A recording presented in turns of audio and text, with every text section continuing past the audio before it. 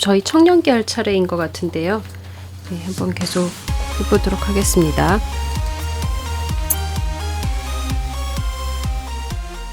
내가 청년이 돼서 더 큰 도시로 간다. 그쵸, 여기서부터 시작이죠. 청년기 하도록 하겠습니다. 이제 새로운 사회로 들어왔어요. 마부가 고삐를 튕기고 그리고 서서히 흔들립니다. 가족들에게 손을 흔들어 작별 인사를 하고 네이선은 토마스의 동생과 함께 마차를 따라 달려오고 눈에는 눈물이 글썽거리고 형 가지마 하면서 막 따라오고 그런 상황인가 봐요. 그래서 굉장히 에테르나라는 어떤 수도는 규모도 크고 역사도 깊고 부유함도 있고 아름다움도 있고 그래서 애니조트를 완전히 능가하는 도시라고 하는데 그 진정한 모습은 어떤 것일까? 어떤 종류의 삶이 이제부터 나를 기다리게 될 것일까요? 토마스랑 만들었던 요새도 보이고 성벽들도 보고 이제 당신과 토마스는 이제 어른입니다. 어른이 됐군요. 뭐 여러 가지 회상들을 하고 있어요. 빨리 넘어가도록 할게요. 새로운 개인적 자질이 생겼어요. 이 자질들은 당신이 남은 인생 동안 계속 사용하게 될 특성입니다. 이제부터는 계속 쓸 건가 봐요. 그렇지, 이거는 내가 어렸을 때고 그 다음에 조금 컸을 때 요걸 썼었는데 이제 이게 결합돼서 이게 됐어요. 이거를 이제부터는 계속 쓸 건가 봅니다. 외교가 생겼어요. 외교가 7. 인식을 하나도 안 올렸기 때문에 인식은 0이에요. 약간 지능 쪽이었던 것 같은데 이제 주변을 살펴보고 호기심을 가지고 이런 쪽 지능 쪽이었었던 것 같은데 나는 이제 위험이 가득하기 때문에 이제 외교가 7 정도 생겼습니다. 아직은 무명 단계인 것 같습니다. 인식이 어느 정도 있었어야지만 이제 외교도 조금 높아질 수 있었나 봐요. 지금은 7 무명 상태고 그 다음에는 전도 유망하고 영향력 있고 그 다음에 이거 결국 이제 외교는 그거구나. 셀럽 좀 유명함 이런 거구나. 그래서 이게 이제 재판관에게 가장 중요한 게 외교적 능력이라고 합니다. 재판관한테는 어느 정도 전도 유망하고 영향력도 있고 그다음에 뭐 엘리트들 사이에선 좀 셀럽이 돼야 되고 외교술도 있어야 되고 어쨌든 이런 쪽인 것 봅니다. 외교술이 있어야 되고 인식에다가 기바람이 합쳐지면 기만이 나오는데 내가 인식을 너무 버린 거지. 기만도 지금 현재 좀 순진한 상태입니다. 인식이 어느 정도 있었어야 되는데 좀 순진한 상태입니다. 남을 기만하지 못해. 근데 이 기만이 어느 정도 있었으면 이제 영리함 정도가 되고 그 다음엔 교활함, 사기꾼, 그 다음에 기만의 대가까지 갈 수 있나 봅니다. 기만과 속임수를 사용해서 사람들에게 영향을 미치고 그리고 음모가라는 게 있구나. 음모가에게 가장 중요하다. 결국은 사기꾼, 음모가 막 선동가 뭐 이런 건가? 그 다음에 인식과 영성이 합쳐지면 신학이 되는데 신학은 초심자입니다. 내가 인식을 무조건 신학의 기본이라고 생각해서 인식을 버리고 왔었는데요. 인식이 굉장히 많은 곳에서 쓰이는구나. 기만에도 쓰이고 그 다음에 뭔가 셀럽 능력에도 쓰이고 근데 영성이랑 합쳐지면 신학이 되겠지. 근데 당연히 초심자겠지 내가. 이단 신문관에게 가장 중요한 거. 내가 이단 신문관이 될 수도 있구나. 추종자, 입회자, 신학자, 그 다음에 선지자까지 갈 수 있습니다. 각오가 있고 내가 각오는 꽤 많이 올려놨었거든요. 각오가 있고 고귀함이 합쳐지면 이건 뭐 용맹, 그렇지, 이제 전사 쪽으로 갔나 봅니다. 전투에서 나약한 건 아니고 그저 그런 싸움꾼도 아니고 숙련된 전사 정도는 왔습니다. 그 다음 위험한 적수, 전투로 단련됨. 재판관한테도 용맹이 꽤 중요한가 봐요. 셀럽하고 전사가 합쳐지면 재판관한테 가장 중요한가 보다. 그리고 각오 많이 해놨으니까 각오에다가 기바람을 더해가지고 음모, 범죄를 저지르는 거? 난 지금 살짝 음모가인데? 위험인물, 두목, 범죄 쪽으로 가는 게 있네. 근데 내가 각오도 세고 기바람도 있어서 음모가 11이야. 각오에다가 영성도 꽤 있어서 말솜씨가 있어. 명확한 언변 정도는 있습니다. 이거 2단 신문관한테 이것도 꽤 중요합니다. 좀 뭔가 약간 좀 챙겨왔었어야 됐나? 그게 이렇게 결합돼서 이렇게 되는구나. 이건 이제부터 계속 쓰는 거죠. 외교, 용맹, 신학, 말솜씨, 기만. 내가 지금 제일 높은 게 용맹하고 말솜씨야. 그리고 음모야. 한 3가지가 세요. 내가 용맹한데 말솜씨까지 굉장히 높으면은 위대한 웅변가이자 굉장히 이제 전투도 잘하는 사람이 되는 거겠지. 2단 신문관, 싸움 잘하는 2단 신문관이 될 수 있고 용맹한데 음모가 세면은 음모도 하는데 범죄의 제왕인데 싸움도 잘해. 이렇게 되겠네. 용맹과 음모가 결합되면은 나 왜 이렇게 조금 싸움 잘하고 말솜씨도 있고 범죄자 레벨로 가고 있어. 기만적이진 않고 의리는 있어. 신학은 좀 약해. 외교는 아직 무명인 상태. 약간 이런 식이구나. 용맹 계속 찍어서 전투로 일단 가장 센 사람이 된 다음에 생각을 하자. 삶의 진로가 숙명 없는 자의 길. 평민으로 남았고 이제 자신만의 길을 세상에서 개척해 나가야 된다. 평민으로 남으면 이거 할 수 있어요. 사제의 길이 있고 신학의 10 이상이거나 말솜씨가 10 이상이면 할 수 있어. 신학교에 입학할 수 있어. 이건 버리고 가. 나는 별로 관심이 없어. 귀족의 길은 용맹이 일단 10 이상이거나 외교가 10 이상인데 할 수 있어. 대학에 입학할 수 있습니다. 진정한 죽음을 받아들이거나 죽음들을 겪으면 진정하게 죽을 수 있어요. 에테르나에 도달하기까지는 한 달이 꼬박 걸린다. 당신과 토마스는 마차가 길을 따라 다음 지역까지 이동하는 동안 턱을 까딱거리고 풍경을 감상하며 하루하루를 보낸다. 곧 친숙한 척박하고 메마른 땅 마그라를 벗어나 엘리리아의 장엄한 산맥으로 넘어간다. 이런 식으로 뭔가 마차를 타고 오랫동안 여행한다는 게 약간 정말 러시아 같다. 그쵸? 뭔가 러시아에서 기차 타고 오랫동안 여행한다던가 뭐 그런 거 생각나죠? 길가의 여관에서 자주 머무르다 보니 그중 한 번은 둘이서 마부에게는 비밀로 한 채 독한 포도주 한 병을 다 나눠 마시기도 한다. 러시아에서는 기차 안에서 마약도 좀 한다던데 어른이 되었다는 기분에 취할 것만 같다. 술 먹으니까 좋죠. 금방이야 이 친구야. 곧 도착한다고. 난 사관학교에 합격하자마자 바로 검부터 장만할 거야. 두고 보라고. 그러고 나면 아무도 내가 평민인 것 마냥 무시하지 못할 테니까. 얘는 토마스는 꽤 자랐구나. 그리고 얘는 평민이긴 하지만 아버지가 장인 기술자, 수공업자였고 꽤 돈을 벌었던 부유한 사람입니다. 나름. 자, 그래서 이제 제국의 수도가 바로 코앞에 있습니다. 레글라타 강과 탈리나 강의 교차점에 있는 도시는 광대합니다. 강 사이에 있구나. 세 개의 장엄한 석조다리가 세 개의 해변을 서로 잇습니다. 매끈한 돌로 돼 있고 금박 마감에다가 기념비도 있고 뭐 대리석 분수도 있고 공원도 있고 그렇습니다. 굉장히 화려한 곳이에요. 아크니아의 문양을 포함해 화려하게 장식된 마차, 천막 장사들, 호객 행위, 굉장히 이제 도시에 온 맛을 제대로 볼 수 있을 것 같아요. 그래서 마차가 멈춰 섰습니다. 마부는 목적지에 도착했다고 말했어요. 토마스는 사관학교에 지원하려고 합니다. 얘는 이제 군인이 되려고 하는 것 같아요. 당신이 묵을 하숙집은 근처 골목에 있습니다. 방도 이미 예약되어 있어요. 짧은 작별 인사를 나누고 입시가 끝난 후에 다시 보자고 합니다. 나 아직 입시가 안 끝난 상태구나. 광대한 도시에 홀로 남겨졌어요. 귀족 몇 명이 걸어서 지나갑니다. 그들은 금줄과 보석으로 치장된 몸에 딱 맞는 옷을 입고 있어요. 나는 쳐다보지 않아요. 나 따위야. 앵벌이들이 개를 쫓아 골목길까지 따라간다. 제국군의 병사들이 피리를 불고 북을 울리며 병영을 향해 행진하고 있다. 겸허한 순례자들이 쌍둥이 신의 대성당으로 모여들고 있습니다. 굉장히 복잡한 곳이에요. 음악소리, 분수소리, 빵 굽는 냄새, 배수구의 쓰레기 냄새. 하숙집에 체크인을 했어요. 그리고 이제 밤에 나왔습니다. 이 첫날 이런 곳에 도착했을 때 하숙집에 도착해가고 집 맡기고 밤에 딱 나온 이 밤거리 얼마나 신날까? 선술집도 있고 막 연인들과 색 유리 창문이 달린 귀족의 마차들이 거리를 꽉 채우고 웃음소리, 목소리. 이 광활하고 낯선 도시에서 철저히 혼자입니다. 화려하지만 이제 또 외로운 거죠. 젊은 귀족들이 분수 주변에 모여서 신나게 수다 떨고 장난치고 있어요. 그 중에 한 명은 계속 시계탑을 힐끔거리고 있어요. 동년배 정도로 보입니다. 그래서 고급품의 옷을 입고 귀족의 검을 패용하고 있습니다. 뭔가를 기다리고 있는 것 같은데 친분을 쌓아보는 게 좋을지도 모르죠.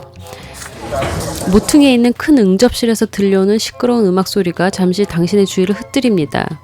그래서 하인이 홀을 환기하기 위해서 막 셔터를 올린 참인데 곧 안에서 모임이 있을 것 같아요. 다양한 영지에서 온 사람들이 서로 인사를 나누면서 각자의 자리를 차지 않습니다.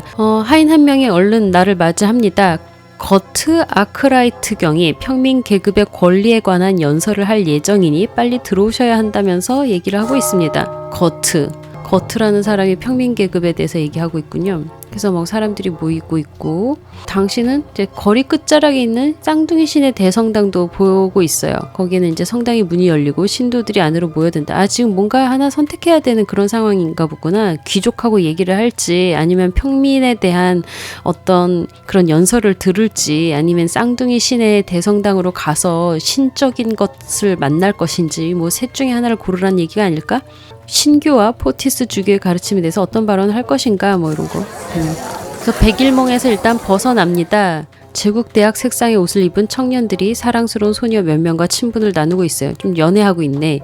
그중 한 소녀가 당신에게 미소로 합류를 권합니다.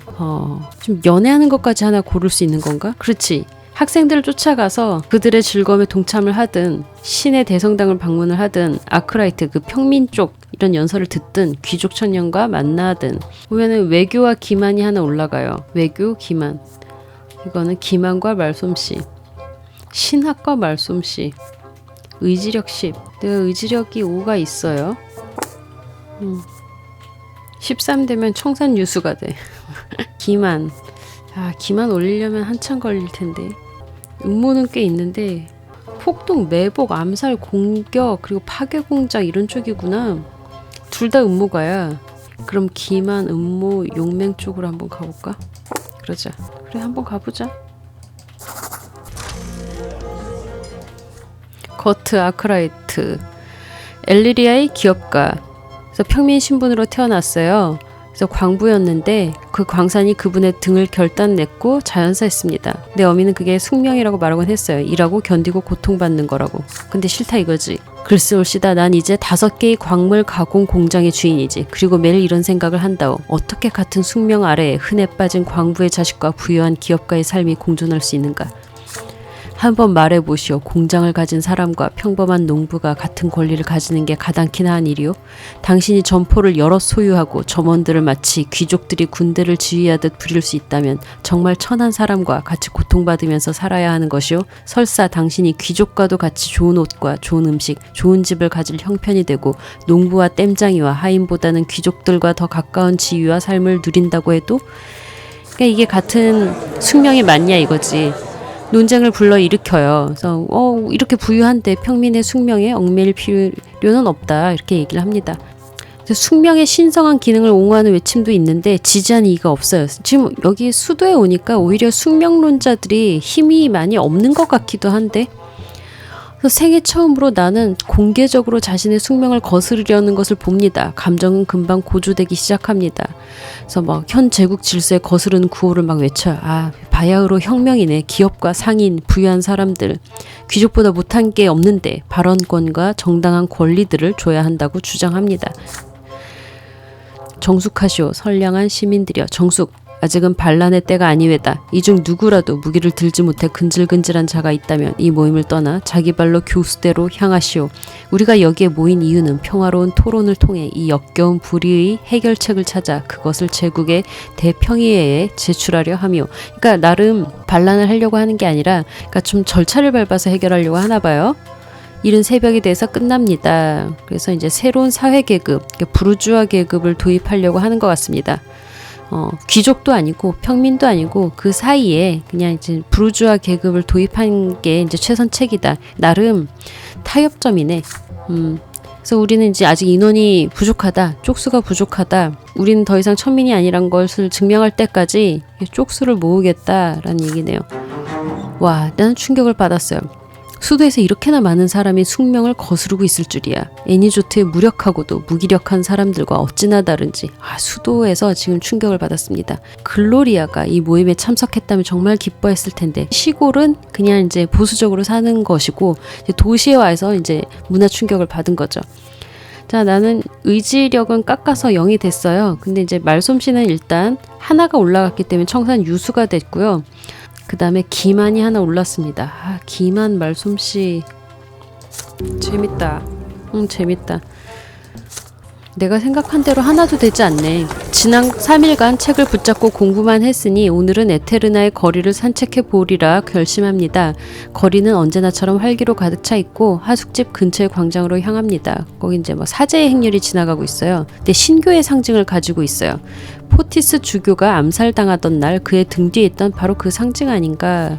포티스가 좀 신교 쪽 사람이었죠. 군중이 즉시 모여듭니다. 그래서 다수의 사람이 작은 대자 위에 있는 회색 머리와 형형한 초록색 눈의 남자가 그려진 성상화를 보고 있습니다. 그 얼굴을 알아봅니다. 고 포티스 전 주교의 얼굴입니다.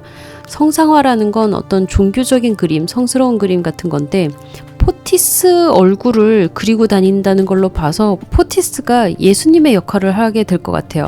빛 기둥의 시선 아래 사는 모든 이에게 고하노라. 우리는 마그라 지방의 주교이자 신교의 멘토였던 포티스를 잃었다.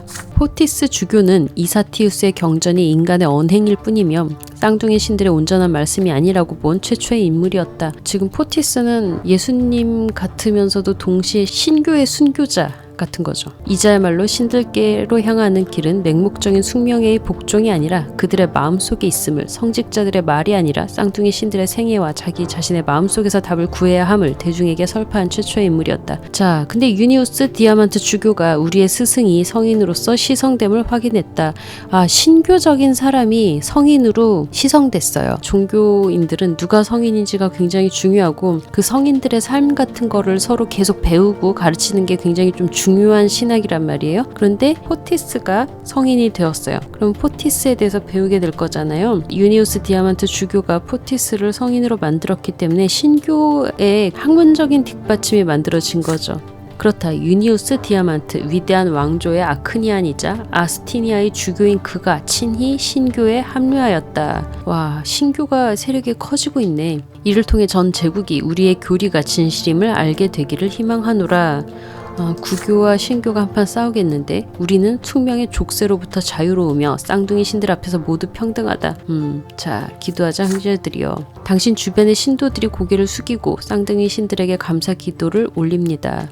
자신의 길을 스스로 선택할 기회를 위해 기도하는 것입니다. 숙명에 따라 기도하는 게 아니에요. 주교의 설교는 인상적이고 당신의 입술도 저절로 신교의 말씀을 되냅니다. 굉장히 설득력이 강했나 봐요. 주교의 설교가 운율을 만들고 당신의 신박이 그 박자를 타며 요동칩니다. 지금 신교에 말리고 있어요, 제가. 자, 보아하니 포티스가 살해당하고 나서 그 후로도 그 교리에 따르는 주교가 늘어난 것 같습니다. 게다가 유니우스 디아만트가 신교에 합류한다는 소식은 충격적입니다. 대왕조의 아크니안조차 포티스의 교리에 동조를 했다는 거예요. 신교 모두가 평등하다 이쪽에 합류를 했다고?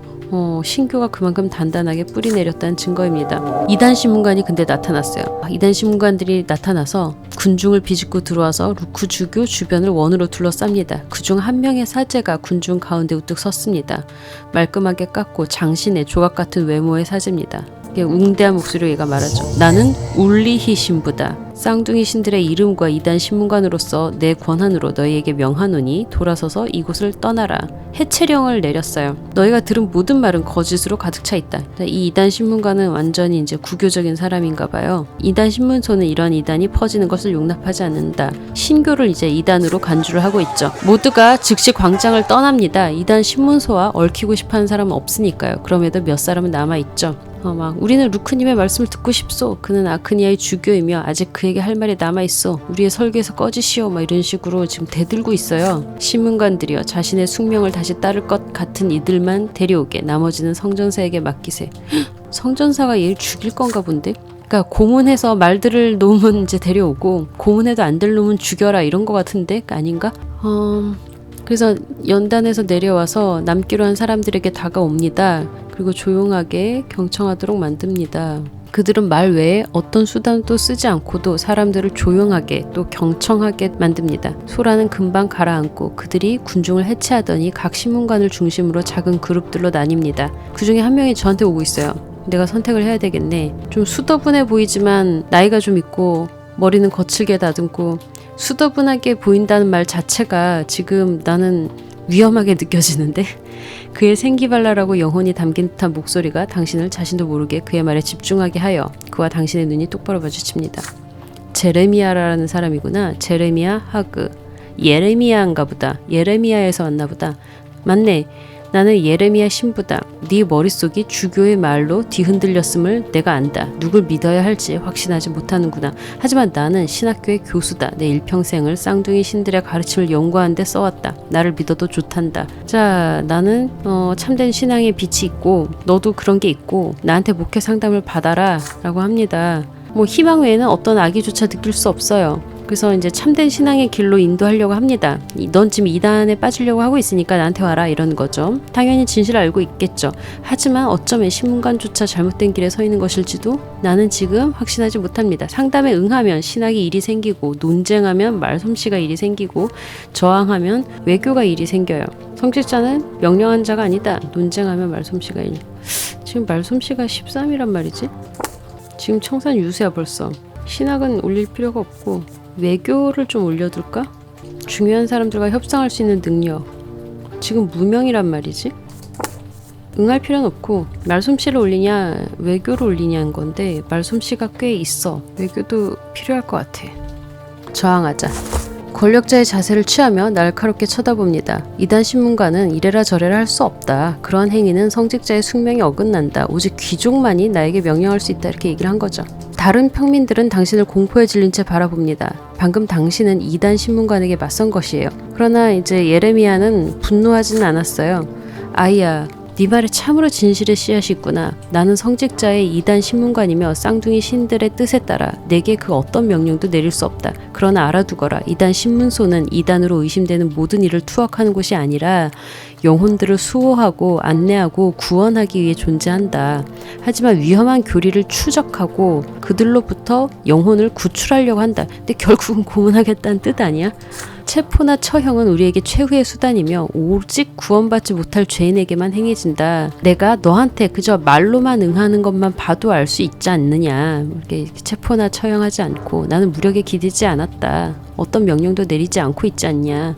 그러나 필요하다면 나는 교회에 저항하는 자들을 징벌하고 명령을 내릴 수 있는 귀족, 즉 성전사를 소환할 것이다. 성전사가 귀족이구나. 그러나 네가 믿음의 전복을 외치지 않는 한 너는 저들로부터 안전하다. 그리고 뭐 너한테 명령을 내린 건 내 숙명은 아니야. 이제 가도 돼. 뭐 당신은 광장을 자유로이 떠났고 당신의 존엄은 지켜졌습니다. 뭐 다른 사람은 뭐 논쟁도 벌이고 있고 막 그래요. 근데 무장한 성전사들은 가까이 서 있을 뿐 개입하진 않습니다. 내세의 자비란 없을 것이다 라는 예레미야 신부의 말입니다. 우리 모두 죽고 나면 더는 자비란 없을 것이다. 그러니까 지금은 자비를 얻었지만 내세는 자비는 없을 거다 이거지. 이런 식으로 행동하면 일단 외교 하나 생겼어. 내가 지금 8이니까 전도 유망함 정도까지는 올려둬야 되지 않을까? 13까지만 올려주면 참 좋겠는데. 루크 주교의 설교는 많은 평민들과 법복 귀족들을 신교로 개종시켰습니다. 하지만 구교의 추종자들은 좀 싫어하는 거죠. 교회에는 이제 두 막강한 추기경들이 신교를 이끌고 있습니다. 신교의 추기경이 이제 2명이고 둘 다 굉장히 센 것 같아요. 루크가 일단 세고 그 다음에 유니우스 디아만트 주교, 아크니안 왕조 출신인데 이쪽이야. 그러니까 아스티니아 영지의 실질적인 지배자인데 신교야. 굉장하네. 교회 내부의 분열이 점차 커지고 있습니다. 하지만 신교의 지속적인 전진을 막을 방도가 없다는 것이 명백해졌다. 이렇게까지 좀 가혹하게 내리누르는 사회가 오래 갈 수가 없죠.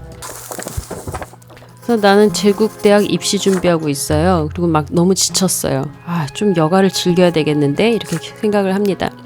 에테르나의 도심 속 화려한 거리를 걷습니다. 너무 좋은 거죠. 밤거리 너무 재밌을 것 같아요.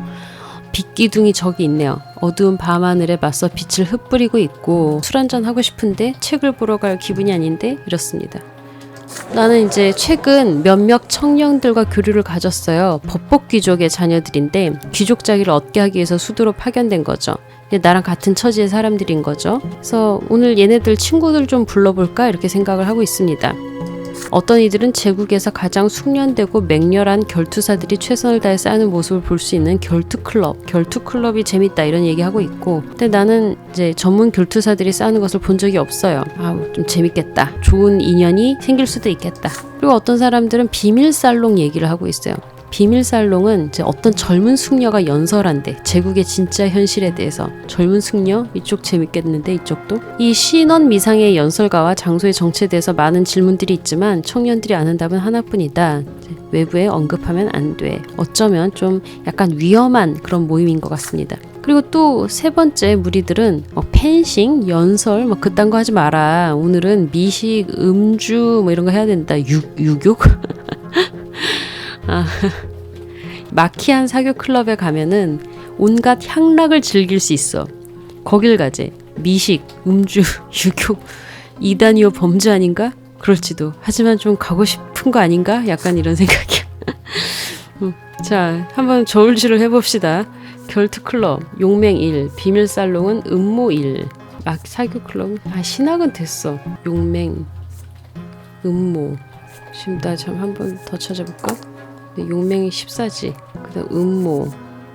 지금 음모가 정도인데, 둘 다 괜찮은데 일단 용맹부터 가보자. 나는 두뇌까지도 근육으로 되어 있다고. 일행은 외부는 다소 소박하지만 내부는 화려하게 치장된 투기장으로 향해서 막 거기서 이제 막 시끄러워요. 막 담배 연기로 가득 차 있고. 지하 권투클럽 이런데 파이트클럽 같은 데인가 보다. 거실은 거대하고 원형 투기장이 있고 막 젊은 귀족들이 겨루고 있어요. 그래서 난 와인 한 잔 받아들고 푹신한 의자 하나 골라갖고 결투를 구경합니다. 나는 아직 칼을 패용할 순 없지만 그래도 나의 관람을 막지는 않아요. 도시는 조금 더 유연하네. 시골이 좀 더 보수적인 거죠. 상처를 입으면 결투는 종료되는 그런 룰입니다. 근데 막 사람들이 보면서 막 숨죽이면서 보고 있어요. 결투사가 너무 느려 회피하지 못하면 막 붉은 선이 그어지며 시합은 종료될 것이다. 문학적으로 지금 처리하고 있습니다. 얇은 펜싱 칼로 서로 싸우고 있어요. 당신은 오늘 밤에 목도한 모든 동작과 기교를 기억하려고 애를 씁니다. 언젠가는 쓸 곳이 있을지도 모르죠. 근데 그 순간 키 큰 아크니안 청년, 푸른 얼굴이겠네, 방에 들어옵니다. 당신 뒤로부터 뛰어올라 투기장 안에 두 결투사 사이로 난입하더니 결투를 종료시켜요. 그리고 그리폰의 문장이 새겨진 코트를 입고 있는데 위대한 오그리프 왕조의 후손이란 뜻이죠. 아크니아는 우렁차게 모든 청중에게 결투를 신청합니다. 잘난 척 느물느물거려요. 아무도 움직이지 못합니다. 누구도 감히 나서지 못해요. 아크니안하고 결투하는 건 자살행위다. 그것도 위대한 왕조 출신의 아크니안이라면 더더욱 그렇죠. 기껏해야 불완전한 죽음으로 끝날 것이며 최악의 경우 재판을 거쳐 처형당해 진정한 죽음을 맞이하게 된다. 푸른 피를 흘리게 한 대가를 알아요. 여기다 침묵하고 있죠. 역시 인간들은 겁쟁이로군. 그렇네. 아크니아는 외계인이야. 불완전한 죽음을 맞이할 각오조차 되지 않은 자들은 결코 진정한 귀족이 될 수 없다. 옷을 잘 차려입은 짐승들의 모임일 뿐이다. 아이고, 그때 한 남자가 투기장으로 뛰어들었어요. 나무처럼 키가 큰 남자인데 주름진 얼굴은 분노로 인해 창백하게 질렸고 흉터로 가득합니다. 그는 마스 페라스티, 바로 이 클럽의 주인입니다. 인간 귀족의 명예를 등에 지고 도전을 받아들였어요. 그는 일평생 아크니안과의 결투를 고대왔는데 지금이 바로 기회입니다. 그래서 런지, 잽, 다음 동작, 그리고 다음 동작 하면서 열심히 싸우고 있어요. 자, 클럽의 주인이 다시 런지를 시도했으나 아크니아는 그의 검을 빗겨내더니 인간의 손을 쳐서 무기를 떨어뜨리게 합니다. 마스페라스티는 혼란스러워하며 아크니안을 바라보더니 이내 고개를 숙이며 패배를 시인합니다. 결국 얘가 이겼네요. 그의 펜싱칼이 패배한 상대의 소매를 걷어 올립니다. 그곳에는 불완전한 죽음의 검은 표식이 3개가 그려져 있어요. 이제 젊은 아크니안은 페라스티경을 슬퍼하고 연민하는 척 조롱의 눈길을 바라본다. 어찌 보아하니 분에 넘치게 평민을 벗어난 불쌍한 자가 진짜 최후를 앞두고 있구나. 이젠 진짜 죽겠네 하면서 페라스티가 몸서리치고 그는 오그리프 청년에게 귀족 대 귀족으로 목숨을 살려주는 친절을 보여달라 간청을 하는데 아크니아는 안 그런 거죠. 가슴을 깊숙이 꿰뚫습니다. 헐. 그러더니 오그리프 청년이 모두가 들을 수 있도록 큰 소리로 말합니다. 자신만이 이 홀의 유일한 귀족이니 그가 말하길 이 광경을 본 누구든지 간에 결투클럽이 존재했던 사실조차 기억에서 지우고 이 자리를 떠나라. 다신 돌아오지 마라. 귀족들은 조용한 분노와 함께 떠납니다. 누구도 아크니안에게 공개적으로 대적할 엄두를 내지 못합니다. 나는 생각에 잠긴 채 하숙집으로 돌아왔습니다. 아크니안은 인간보다 아득히 위에 군림하고 있어요. 그들은 당신이 평민이건 고위 귀족이건 괴념치 않습니다. 그저 인간일 뿐이죠. 아크니안의 권력에 가히 대적할 것은 없어 보입니다. 그들은 이 세계의 지배자입니다. 인간은 그들의 창백한 반영일 따름이다. 결투클럽 나들이는 암울하게 끝났어요. 하지만 나는 굉장히 많은 걸 배웠죠. 나는 클럽의 주인을 떠올리면서 저렇게 냉혹하게 살해당했구나 뭐 이런 생각을 하기보다도 그들의 런지와 방어 이런 걸 떠올리면서 기술을 지금 되새기고 있어요. 좋아요. 나는 용맹 1에서 15가 됐어요. 다음 하나만 더 올라가면 위험한 적수가 됩니다. 근데 인생이 별로 평탄치는 않겠는데 지금 상황을 보니까 도서관에서 입학시험을 위해서 공부하려고 하고 있고 뭐 열심히 공부하고 있습니다. 근데 거리에 사람이 많고 굉장히 좀 흥분한 상태인가 봐요. 좀 주저하다가 이제 호기심이 너무 들어서 공부를 때려치우고 갑니다. 대법관이 제국의 미래에 대해서 연설을 하려고 하나 봐요. 대법관이 왔네요. 그래서 나 기회를 놓칠 수 없지 하고 얼른 가봅니다. 검으로 무장한 두 아크니안이 지키는 작은 연단을 복격합니다. 오, 아크니안이 경비를 서는 건 처음이에요. 난 처음 봐. 거기에 이제 위험 있는 모습의 아크니안이 또 나타나죠. 제국의 대법관, 황제의 동생인 코넬리우스 템페스트가 나타납니다. 오래전 인간들은 아크니안의 도래를 목격했습니다. 두 종족은 하나 되어 제국을 건국했죠. 영지들은 하나둘 우리에게 합류했고 마그라는 축복받은 아크니안 제국의 절대적인 힘과 위엄을 얻은 마지막 영지가 되었습니다. 그럼에도 그 이전에 또 하나의 대사건이 있었습니다. 수천 년도 더 전에 쌍둥이 신들이 이 땅에 친히 임하신 것이죠. 그러니까 쌍둥이 신들이 먼저 왔구나. 쌍둥이 신들이 먼저 왔고 그 다음에 아크니안이 왔고 아크니안들이랑 인간들이랑 합쳐서 제국을 건국을 했는데 제국의 계급이 아크니안이 제일 위, 그 다음에 인간 이런 식으로 만들어진 거죠. 그들의 강림과 함께 쌍둥이 신들은 우리에게 자신들의 의지를 베풀었습니다. 그들은 사랑과 법을 우리에게 선보였고 이 세상을 떠난 뒤에 무엇이 우리를 기다리는지 가르쳐 주었습니다. 그들은 템페스트 왕조가 제국을 지배하도록 선택하였으며 결국은 아크니안도 쌍둥이 신들의 선택을 받았다라는 거죠. 그래서 템페스트 왕조가 선택을 받았고 쌍둥이 신들의 선택을 받아서 제국을 지배하게 되었다 이런 얘기인 것 같아요. 그래서 자기네들이 왕조가 되었다. 그러나 쌍둥이 신에 대한 우리의 의무는 권력을 위해 권력을 추구하는 것이 아니라 제국을 더 큰 번영으로 이끄는 건데 그리하여 제국 대의회는 머지않아 강령으로 불리우는 새로운 법들을 심사하고 발의하게 될 것이다. 새로운 강령을 지금 발의할 건가 봐요. 이 강령 아래 모든 신부는 동등한 권리를 가지게 될 것이다. 얘네들은 결국은 이제 좀 신교 쪽인가 본데 강령 아래 모든 제국의 시민은 오로지 하나의 법에만 복종하게 될 것이다. 인간부터 아크니안까지 가장 낮은 신분의 평민부터 황제 그 자신까지 지금 이 강령이 신분제로 이루어지는 것이 아니라 그냥 법 아래 모든 인간은 평등하다 이런 개념인가 봐요. 그러니까 법치주의가 나타났다고 신분제 다음에 바로 법치주의가 왔다고? 굉장한데? 그거를 지금 귀족들이 특히 왕족이 이끌고 있잖아. 신분들 간의 투쟁은 머지않아 끝날 것이다. 단 하나의 법이 우리의 분쟁을 해결할 것이기에 제국의 영광이 있으라. 좀 법치주의를 눈앞에 두고 있어요. 신분제가 아니라 법치. 이게 무슨 일이야. 동등한 권리를 부여하려고 한다고 황제가 정말 그런 일이 가능한가? 자, 권력이 마그라는 이제 플러스 2가 되면서 마이너스 1 상태가 됐어요. 그동안은 이제 감독관이 집권한 상태였었는데 옛 귀족들이 집권하고 감독관이 집권하고 이런 상태였는데 지금은 권력을 위한 투쟁 상태가 됐고 조금만 더 올라가면 평민들이 집권할 수도 있겠는데 근데 역시 평민들이 집권한 다음에 그 다음에 공포정치가 오는 게 너무 웃겨. 민주주의가 오지 않고 공포정치가 온다고. 이른 아침 누가 문을 두드립니다. 호텔의 시종인가 편지인가 소피아가 나타났어요. 안녕 브란테. 소피아가 자라서 나타났네요. 눈앞에 소피아가 서 있다. 옆집에 살았던 바로 그 소녀다. 그녀는 이제 완전히 성인이다. 참 많이 변했지만 저 푸른 눈만큼은 언제든 무슨 일이 있어도 알아볼 수 있다. 푸른 눈인데 약간 황금색 광채가 있는 그런 눈이라고 했었던 것 같아요. 태양이 담겨있는 눈빛 뭐 이랬었던 것 같죠. 당신은 그녀에게 들어오라 손짓한다. 들어왔어요. 근데 지금 당신 눈에 들어온 젊은 숙녀는 당신이 알던 그 소녀와 공통점이 별로 없습니다. 옛날이랑 많이 달라요. 세상을 보는 그녀의 시선은 차갑고도 날카롭다. 머리도 짧게 잘랐어요. 대체 뭘 하고 있는 걸까? 설명을 좀 해야겠지. 애니조트에서 도망친 이후부터 긴 시간 쭉 에테르나에서 지내왔어.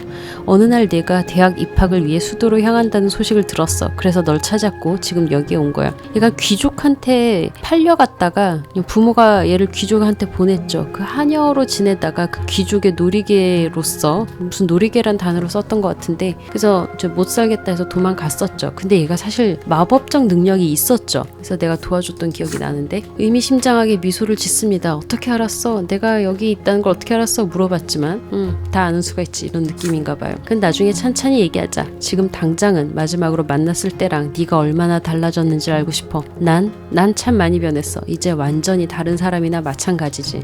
그래 보여. 좀 많이 달라. 당신은 먼 산을 바라보며 예전 소피아가 아크니안 주인으로부터 도망치다가 마주쳤던 시절에 대해서 회상합니다. 소피아는 키득거려요. 그 다음에 어떻게 됐는지 알고 싶어? 혼자서 온 제국을 돌아다녔어. 가진 거라고는 아무것도 없이. 여기 수도, 중요한 사람과 사건이 모두 모인 이곳에 도달하고서야 긴 여정이 끝났지. 여긴 제국의 심장이야. 내가 변화를 만들어낼 수 있는 단 하나의 장소. 난 여기서 친구들을 사귀었고 진심으로 가족이라 부를 만한 사람들을 찾았어. 심지어 여러 방면으로 교육도 받았고 무슨 스파이 이런 교육 아닐까요? 이제 목적의식도 가지고 있지. 난 불의에 맞서 싸울 거야. 숙명에 맞서 싸울 거라고. 우리의 목숨을 도로의 진흙처럼 생각하는 놈들과도 싸울 거야. 그래서 말인데 난 네게 이런 말을 하는 게 두렵지 않아. 나쁜 의도로 여기 온 게 아니니까. 난 내 도움이 필요해. 난 널 알아. 네가 선한 사람이란 사실을 믿거든. 게다가 이건 네가 입학하려는 제국대학과 관련이 있기도 해. 내가 제국대학 가서 나보고 스파이 짓 하라고 하는 게 아닐까? 바솔로뮤 덱스트라라는 교수가 있어. 대학에서 자연과학을 가르치지. 덱스트라는 노인이지만 상당히 진보적인 사람이야. 보통 그렇죠. 과학을 많이 알게 되면 좀 진보적인 어떤 스탠스를 취하는 분들이 많죠. 과학을 발전시키고 새로운 지식을 얻기 위해서라면 무엇도 마다하지 않을 뿐이야. 갈릴레오 같은 그런 모델인가?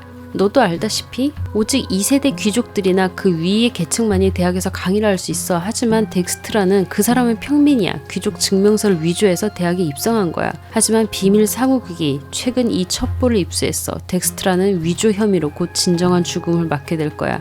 그러나 이게 어떻게 정의일 수가 있겠어? 그저 사람들을 가르치고 싶었을 뿐인데, 과학을 좀 널리 알리고 싶었을 뿐인데 이걸로 그의 생애를 박탈하려고 든다고? 보통 이제 파문 이 정도로 끝나고 약간 구금형 이런 거 아닌가? 그가 잘못된 신분으로 태어난 죄를 처벌하겠다고? 이건 사악하고 추잡한 짓이고 난 좌시하지 않을 거야. 덱스트라는 구원받을 자격이 있어. 구해달란 얘긴가? 그래서 네 도움이 필요해. 넌 부유한 가정에서 태어났고 거의 귀족이나 다름없잖아. 네가 덱스트라를 도시에서 탈출하도록 도와준다면 아무런 의심도 받지 않을 거야. 아무도 이에 대해서 모를 거고 교수는 비밀 사무국에서 아주 먼 곳 어디에선가 자기 연구를 계속하며 살아갈 거야. 날 도와주겠니? 갑자기 어려운 요구를 하네요. 이 교수를 구출해 주기를 요구하고 있습니다. 동시에 무지막지하게 위험할 것이겠죠. 그리고 덱스트라는 위조 귀족이에요.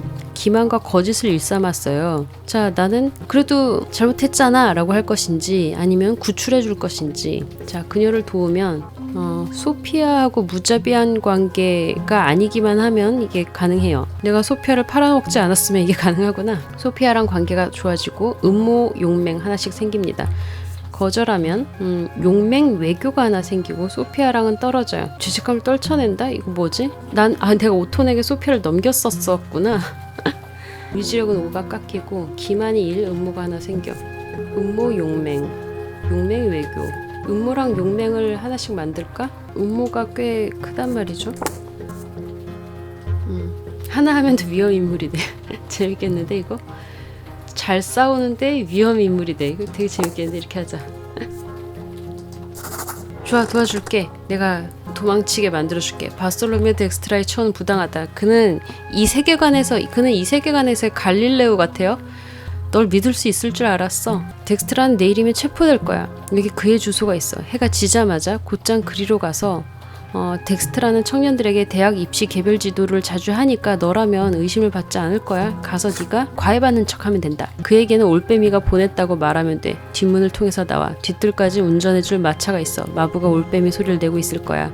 그래서 북문까지 데려다 줄 건데 대충 둘러대서 나오면 된다. 그리고 나서 넌 다시 돌아오면 되고 덱스트라는 다른 마차 타고 가면 되고. 알겠어. 고개를 끄덕거리긴 하지만 난 손이 벌벌 떨려요. 난 지금 비밀 사무국에 맞서려고 하고 있어요. 비밀 사무국이라니 이것도 상당히 좀 러시아스럽다, 그쵸? 비밀 경찰 같은 느낌이죠. 그래서 나는 무서워하면서도 갑니다. 그래서 바솔로미 덱스트라의 집으로 갑니다. 그래서 이제 왜 찾아왔냐라고 묻습니다. 뭔가 굉장히 고상한 노인이 있어요. 대학에 입학하고 싶고 개인 교사를 찾고 있다고 얘기합니다. 과외 좀 해주세요. 그랬더니 이제 집 안으로 안내합니다. 따라 들어간 다음에 그 다음에 교사한테 말하죠. 비밀 사무국이 너 찾아왔다. 진정한 죽음을 피하려면 지금 당장 떠나야 된다. 올빼미가 나를 보냈다. 탈출을 도와주러 왔다. 라고 얘기를 합니다. 그래서 이제 소피아의 이름을 딱 입에 담는 순간 교수가 딱 알아차린 거예요. 소피아 유명하구나. 이쪽 필드에서 좀 유명한 사람인 것 같아요. 얼른 짐을 쌉니다. 그가 꽤 검소하게 산다는 걸 깨닫습니다. 그냥 정말 학자구나. 그냥 과학자야. 그래서 쌀 것도 많이 없는 거야. 그래서 이제 얘를 데리고 건물의 뒷뜰로 향해서 올빼미 소리를 내고 있는 마부의 차에 올라탔어요. 올빼미가 어떻게 울지? 올빼미 우는 거 아니잖아. 좀 흉내 내보려고 했는데 모르겠네. 그러고 보니까 올빼미가 어떻게 우는지 모르네 내가. 그때 커다란 목소리가 당신에게 닿습니다. 멈춰. 헌병이 나타났어요. 무섭네. 이 늦은 밤에 어디를 돌아다니냐? 라고 묻습니다. 나는 마그라 판사의 아들이며 대학에 입학하기 위해서 이곳에 왔고 새로 사귄 친구의 저택에 방문하려고 합니다. 친해진 귀족 자제의 이름까지 언급합니다. 좋은 여행 되세요. 라고 합니다. 일행은 농부의 집마차 하나와 마주칠 때까지 고가를 따라 쭉 달립니다. 이제 역을 타고서는 이제 피난처를 찾아갈 거예요. 그래서 용감한 일을 해줬습니다. 감사합니다 하면서 교수가 날 칭찬해줍니다. 그래서 나는 별탈 없이 도시로 돌아오고 소피아랑 만납니다. 그래서 계획한 대로 잘 된 거야? 그러니까 만나러 왔겠지 너를. 무사히 왔죠. 자, 자유시간이 생겼네. 가자. 그래서 같이 산책을 합니다. 옛날에는 그녀는 평범한 소녀였는데 어쩌면 어떻게 이렇게 혁명가가 된 것일까? 고생 많이 해서 그런 거죠. 정말 고생 많이 한 얼굴이에요. 이 강인한 얼굴을 보세요. 이렇게 좀 의지력이 강인해 보이잖아. 이 표정도 굉장히 엄중해. 난 평범한 소녀가 아니야.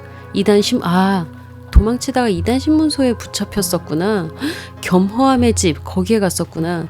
뭔지 모르겠지만 굉장한 곳인가 봐요. 한국으로 치면은 좀 옛날로 치면 중세 이단 신문소라는 것은 마녀 신문하고 막 이런 데잖아요. 막 고문하고. 한국으로 치면 안기부 같은 건가? 남산 이런 데인가? 목걸이가 채워졌고 자유의지를 잃어버릴 때 어떤 기분인 줄 알아? 너를 너 자신으로 만들어주는 모든 요소를 잃게 되어버려. 그치? 자유의지를 잃는다는 건 그런 거죠. 셔츠깃을 풀어 헤쳤고 대마법 목걸이로 인해 남은 원형의 흉터가 당신의 눈에 들어옵니다. 진짜 고생 많이 했나 보구나. 이런 흉터는 불완전한 죽음 이후에도 남을 거래. 하지만 난 운이 좋았지. 유니오스 디아만트 주교께서 날 구해주셨거든. 이 사람은 뭔데 신교인인 걸까? 그 사람이 디아만트님이 나와 다른 마법사들 몇몇을, 소피아도 마법사였죠. 겸허함의 집에서 데리고 나왔고 목걸이도 해제해줬고 본인의 수행원 중 하나로 삼으셨어. 그리고 세상에 숙명 따윈 없다고 가르치셨어. 내가 이런 마법사인 건 괴물이라서가 아니고 그저 그렇게 타고났을 뿐이다. 마법은 마법사로 태어날 수 있지. 세상의 다른 모든 이들과 마찬가지로 나도 쌍둥이 신들께 향하는 길을 찾을 수 있어. 너라고 버림받은 거 아니다 라고 한 거예요. 그래서 난 부르심을 받았어. 스스로 떨쳐 일어났다는 거야. 나만의 숙명을 찾았어. 평민들을 귀족의 멍해로부터 보호하는 것. 자, 귀족이 더 이상 평민을 짓밟지 않는 세상을 향해서 가고 있어요. 그래, 이것이야말로 우리의 꿈이야.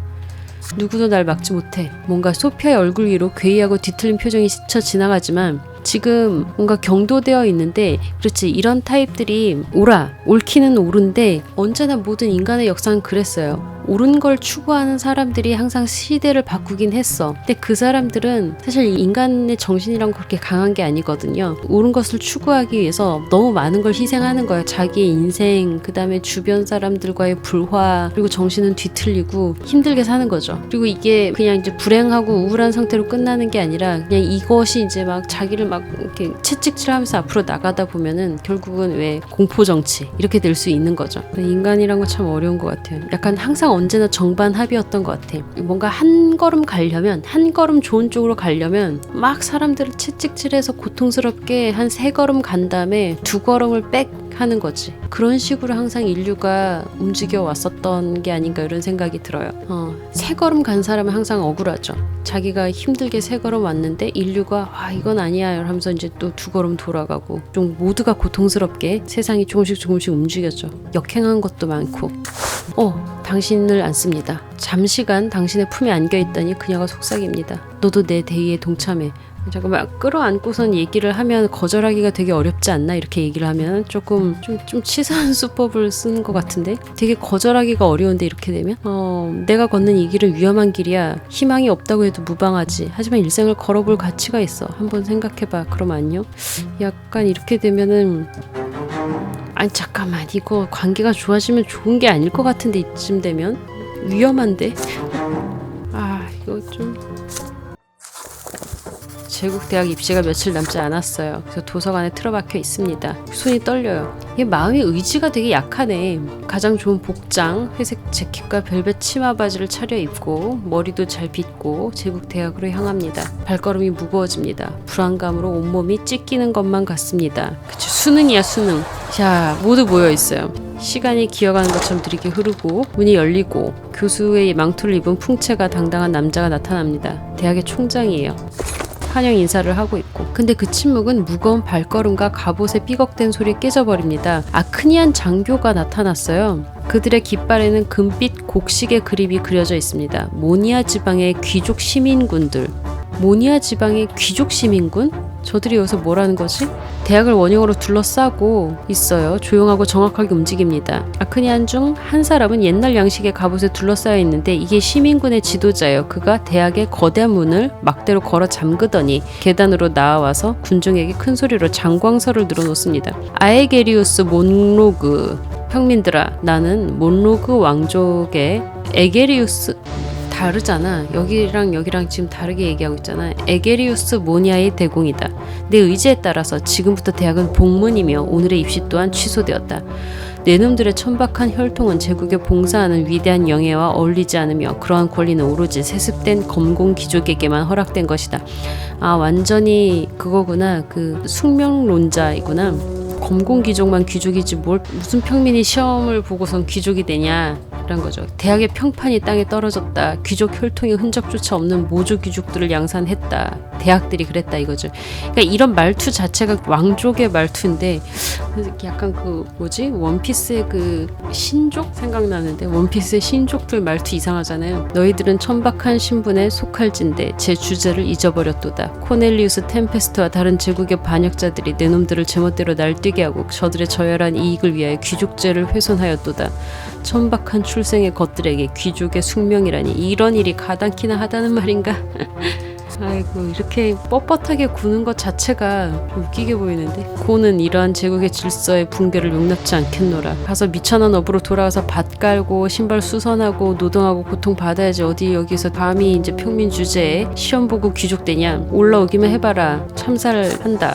그렇죠. 경악하며 침묵합니다. 광장의 군중들은 점점 늘어나고 모니아의 귀족 시민군이 출현해 대학을 폐쇄한다는 소식이 들불처럼 거리로 퍼집니다. 더 많은 인간이 군중에 합류합니다. 대학생들, 평민들, 귀족 사임을 받기 위해서 열심히 일하는 공무원들도 있는데 여기 다 온 거죠. 어쩌면 한판 붙겠는데? 대학을 탈환하고 귀족에 될 권리를 지켜내야 한다는 외침이 들립니다. 이거 황제께서 친히 하사하신 권리인데 지금 이거 막겠다는 거냐? 역사적인 순간이에요. 늙은 귀족이 당신에게 선전포고했어요. 이걸 받아들일 것인가? 그러려면 굉장히 위험한 일이 될 거겠죠. 이걸 하려면 여러분 모두가 귀족의 숙명을 얻을 자격이 있음을 증명해야 돼요. 경계하는 인원들도 뚫고 대학 내로 진입해서 내부를 장악하고. 근데 이제 우리가 존재감이 강렬하다면 이제 귀족들도 감히 우리를 해치려 들지 못하겠지만 아무튼 굉장히 책임지고 내가 이걸 이끌든가 해야 되는 거죠. 그 와중에도 사람들이 계속 모여들고 있고 그 중에서 신학교 학생과 선생들도 있어요. 얘네들이 왜 왔냐면 계급 간의 충돌이 일어나면 이제 개입할 수밖에 없나 봐요. 그래서 모이고 있어요. 그래서 얘네들이 이제 와가지고 귀족 시민들과 군중들 사이에 선을 형성하도록 지시하고 있습니다. 사제들은 평민들에게 신의 분노를 초래하지 않도록 신성한 직무로 돌아가라고 말합니다. 신들의 분노, 사제들이 그 말을 입에 담자마자 내 눈앞에서 군중들이 사라져요. 눈앞에 어떤 환상이 펼쳐집니다. 무슨 계시 같은 걸 보나 본데? 제국이 불타고 있다. 어디를 보아도 고통과 절망만 가득 찬 불타는 땅과 불타는 세상을 멸절하기 위해 범람하는 강하. 저 정도 화염으로 타들어간 대지에서는 다시는 열매를 맺지 못할 것이라 단언할 수 있다. 완전히 멸망한 미래를 보는 것 같은데?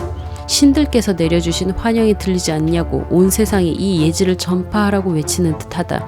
하지만 오직 사제들만이 쌍둥이 신들에 대해 말하거나 그 말씀을 대변할 수 있거늘 이 예지를 마음속에 묻어둘 것인가, 아니면 쌍둥이 신들께서 당신에게 밝혀준 길 위로 걸음을 내디딜 것인가.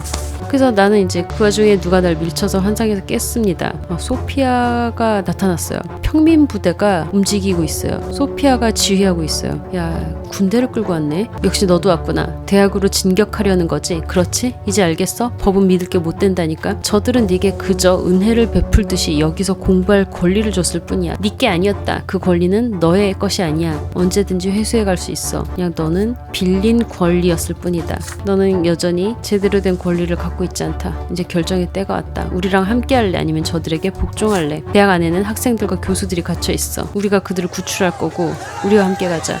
자, 학생, 평민, 법복귀족, 신교의 추종자 이 모두가 힘을 합쳐 군대의 벽을 향해 진군합니다. 그들은 귀족들이 자신들을 한꺼번에 통과해 주리라 기대하고 있습니다. 설마 학살을 할까? 이러고 있어요. 하지만 할 것 같은데 분위기가. 근데 그 와중에 이제 사제들은 갈등의 양극단을 향해 평화를 설파하면서 이러지 마십시오 이러고 있죠. 대학만이 당신이 귀족이 될 수 있는 유일한 길이에요. 이거 그냥 돌아가면 어떻게 되는 거지?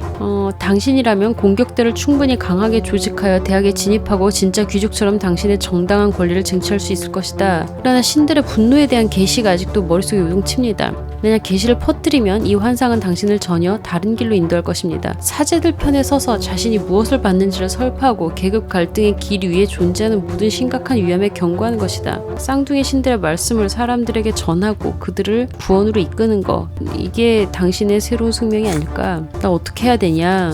경계선을 뚫고 대학으로 진입하면 귀족의 길로 갑니다. 계시를 설파하면 사제의 길로 갑니다. 숙명 없는 자들을 따르면 숙명 없는 자의 길을 따릅니다. 귀족의 길이 되고 사제의 길이 되고 평민이 되지.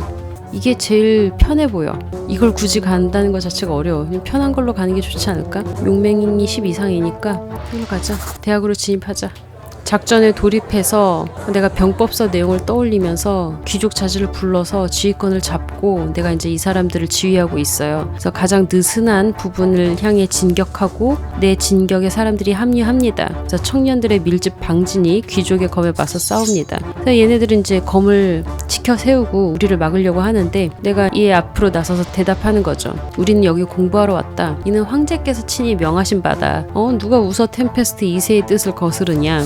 계책이 통했다. 장교는 당신의 언변과 패기에 직면하자 망설입니다. 귀족 시민군은 전의를 완전히 상실합니다. 지금이 기회다. 내가 뚫고 들어갑니다. 지체하지 않고 정문에 방벽을 쌓고 대학에 갇혀있던 학생들이 나에게 달려옵니다. 당신이 그들에게 빠르게 말하는 계획이란 몬로그의 병력이 들어오지 못하게 바리케이트를 쳐라 이거구나. 방벽을 세웠습니다. 대학 밖의 폭동이 잠시 진정이 되고요. 몬로그가 휘하 시민군에게 뭐라고 명령을 내리고 있는데 제대로 된 농성을 하기 위해서 강력한 방어선을 대학 외부에 구축하고 있습니다. 대학의 학생과 교수들이 협상을 위해 발코니로 갑니다. 당신도 그들 사이에 있습니다. 투항하고 이 건물에서 떠나라. 난 너희들을 죽이거나 처형하고자 이곳에 있는 것이 아니니 충성을 보이는 자는 내 손에 죽지 않으리라. 그러니까 내가 봐준다. 그래서 대학 총장도 직접 나타난 거죠. 얘가 위대한 아크니안 템페스트 왕조가 이걸 허락을 해줬는데 네가 뭐냐 이러고 있습니다. 대학은 여전히 포위된 상태입니다. 귀족 시민군은 건물 주변으로 원형으로 서 있으나 공격에 대한 준비는 되어 있지 않습니다. 광장의 분노는 계속되고 있고요. 당신은 하루 온종일 대학의 통제권을 쥐고 있다. 그러나 해가 뜨자 황제의 전령이 광장에 도착한다. 그가 소식을 전하기를 황제는 몬로그 대공을 수도에서 보게 돼서 기쁘지만 그와 별개로 모니아의 귀족 시민군은 광장을 비우고 빨리 가라. 애들 수업해야 된다. 오전 수업 지금 못 들어갔는데 바리케이트 세우고 반란에 지금 참여하느라고 오전 수업 못 들어갔는데 출결 체크 되나요? 포위당한 대학은 이 소식을 반깁니다. 황제의 형제, 대법관 코넬리우스 템페스트의 작품입니다. 그가 몰로그의 철수를 명령하도록 황제를 설득한 거예요. 가장 드높은 귀족 가주인 몰로그라고 해도 황제가 직접 내린 황명을 거역할 수는 없죠. 그래서 대학이 이 하루를 제대로 못 버텨냈을 것이다. 내가 없었으면 내가 지금 버텨서 이게 가능한 거죠. 그래서 내가 평민 신분의 사람들이 공부하고 귀족의 숙명을 얻어낼 권리를 지켜냈습니다. 이제 난 긴장이 안 돼요. 집에서 받은 수업, 책, 학교 교육, 고귀한 행동, 수고와 노력 이 모든 것이 이제 결실을 맺게 될 때가 됐습니다. 절정에 이르렀어요. 모든 질문을 쉽게 답변하면서 시험을 잘 본 거죠. 대학 총장이 대학 계단에서 모여든 청년들에게 신입생 명단을 읽어줍니다. 당연히 내가 1등이에요. 장원급제네. 그리고 당신이 이 대학을 방어하기 위해 했던 일을 치하합니다. 당신이 이 제국의 미래요. 브란테경. 내가 왜 귀족이 됐지? 평민 쪽이 더 재밌을 것 같은데. 아무튼 나는 귀족 숙명에 다다를 권리를 쟁취해냈습니다. 아빠한테 편지 써야지. 귀족의 길로 갔네요. 내가. 평민 쪽이 재밌을 것 같은데 쌓아놓은 걸 보니까 귀족이 편하게 생겼어요. 그쵸? 어쩔 수 없었어. 토마스가 나타났습니다. 토마스가 나를 껴안아요. 야 임마 어떻게 지냈냐? 그 사태에 대해서는 들었어. 그 대학 광장 앞에서 빌어먹을 상류층 놈들은 아랫사람 찍어 누르려면 그냥 무슨 짓이든 할 테니까 상황이 어떻게든 무마돼서 다행이야. 근데 얘는 이제 완전 사관학교라는 것은 이쪽은 군대로 갔군요. 완전히. 그래서 이제 토마스랑 이런저런 얘기를 합니다. 나 상위 10명 안에 들었어. 대련이랑 과학시험을 꽤 잘 쳤거든. 다 네가 도와준 덕분 아니겠어? 나는 이제 전쟁 기술에 대해서 배울 거고 이대로 가면 귀족 자기는 식은 죽 먹기지. 너는 어때? 난 장원급제했다. 서로 만날 수 없을지도 모른다는 사실을 깨닫는다고? 그럴 수가 있나? 있잖아 브란테. 내 생각은 이래. 너에게도 자신만의 삶이 있겠지. 하지만 넌 내 친구야. 앞으로 우리에게 무슨 일이 일어나더라도 우리의 우정은 변치 말자고. 황동 반지 2개를 가져왔어. 자, 이 반지를 나눠 낀 사람들은 운명이 그들을 어디로 데려가든지 간에 언제까지나 함께 하더라고. 어때? 같이 낄래? 뭐지? 이 커플링은? 그 옛날부터 토마스랑 좀 약간 커플링 느낌이 있었어. 그렇지 않아요? 대담, 다혈질, 어깨는 넓고 막 이런 묘사가 있지 않았나? 언변이 날카롭고 같이 막 숨어서 하하하 웃고 막 그랬던 것 같은데. 자, 근데 내가 이거를 끼면 우정의 이름 아래 얘랑 속박이 된다고. 우정의 맹세를 하면 우정의 결소.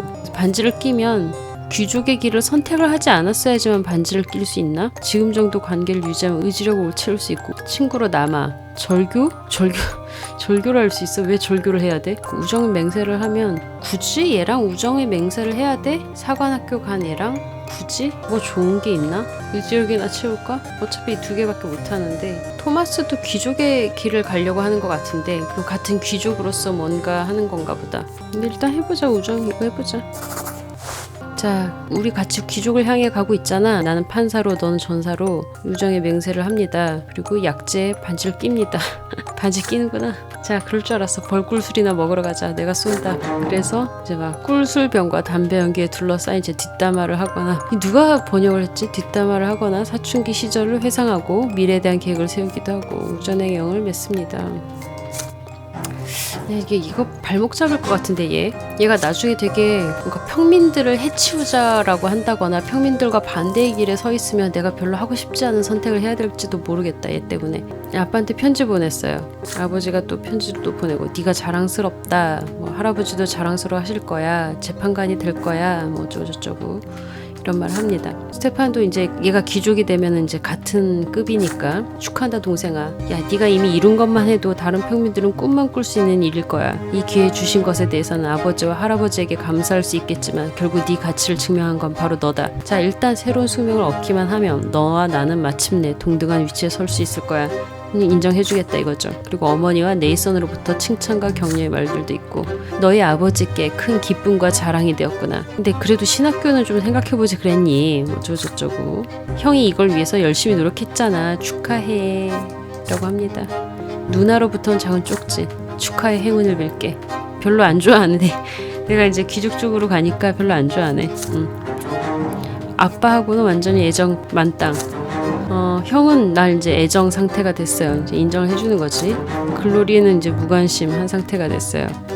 그럴 수 있지 뭐 누구랑 다 친하게 지낼 순 없잖아. 무도회 갑니다. 무도회. 자, 매년 황제의 동생이자 대법관인 코넬리우스 템페스트는 모든 미래의 법복 귀족에게 자신의 여름 별궁에서 열리는 가면 무도회에 참석하는 영예를 허락해 주는데, 가면 무도회, 이 대회에 참가하는 대학의 모든 학생은 그곳에 자리한 위대한 아크니안 왕조의 일원에게 말과 행동으로서 자신을 증명해야 된다. 고향의 평판 역시도 참가자에게 달려있다.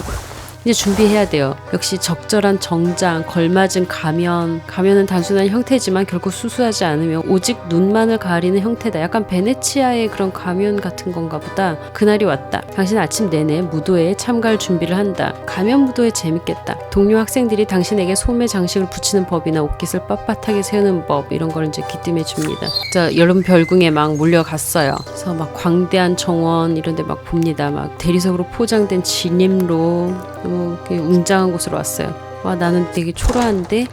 진행자가 신규 참가자들에게 출신 지방의 문장을 찾아가라고 지시합니다. 칙칙한 회색 토양에 뿌리박은 은빛 나무가 그려진 마그라의 깃발이 저 멀리 보입니다. 그 아래는 밀라니다스 왕조의 문장이 새겨진 깃발이 있다. 알고 보니 파티에 참여한 것은 대학의 학생뿐만이 아니다. 여기는 사관학교 생도들도 있어요. 토마스도 있다. 왕, 함지방 미소, 한방 미소라고 하지 않나?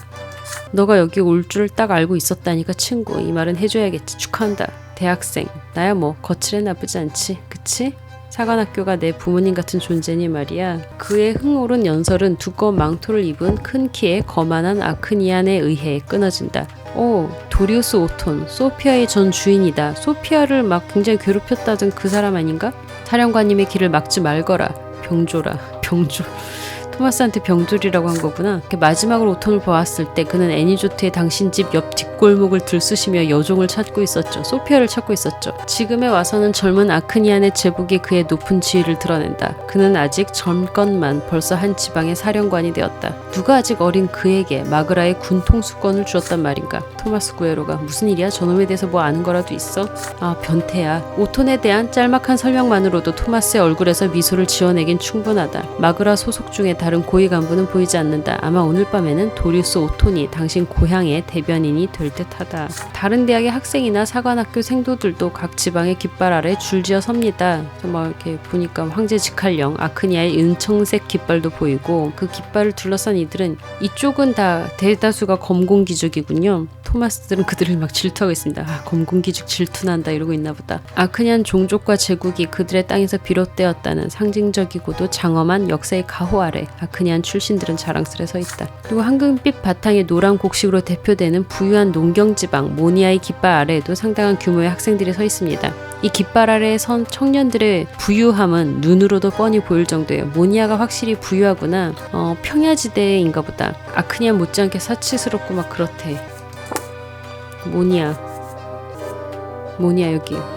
아크니안 귀족층의 요새.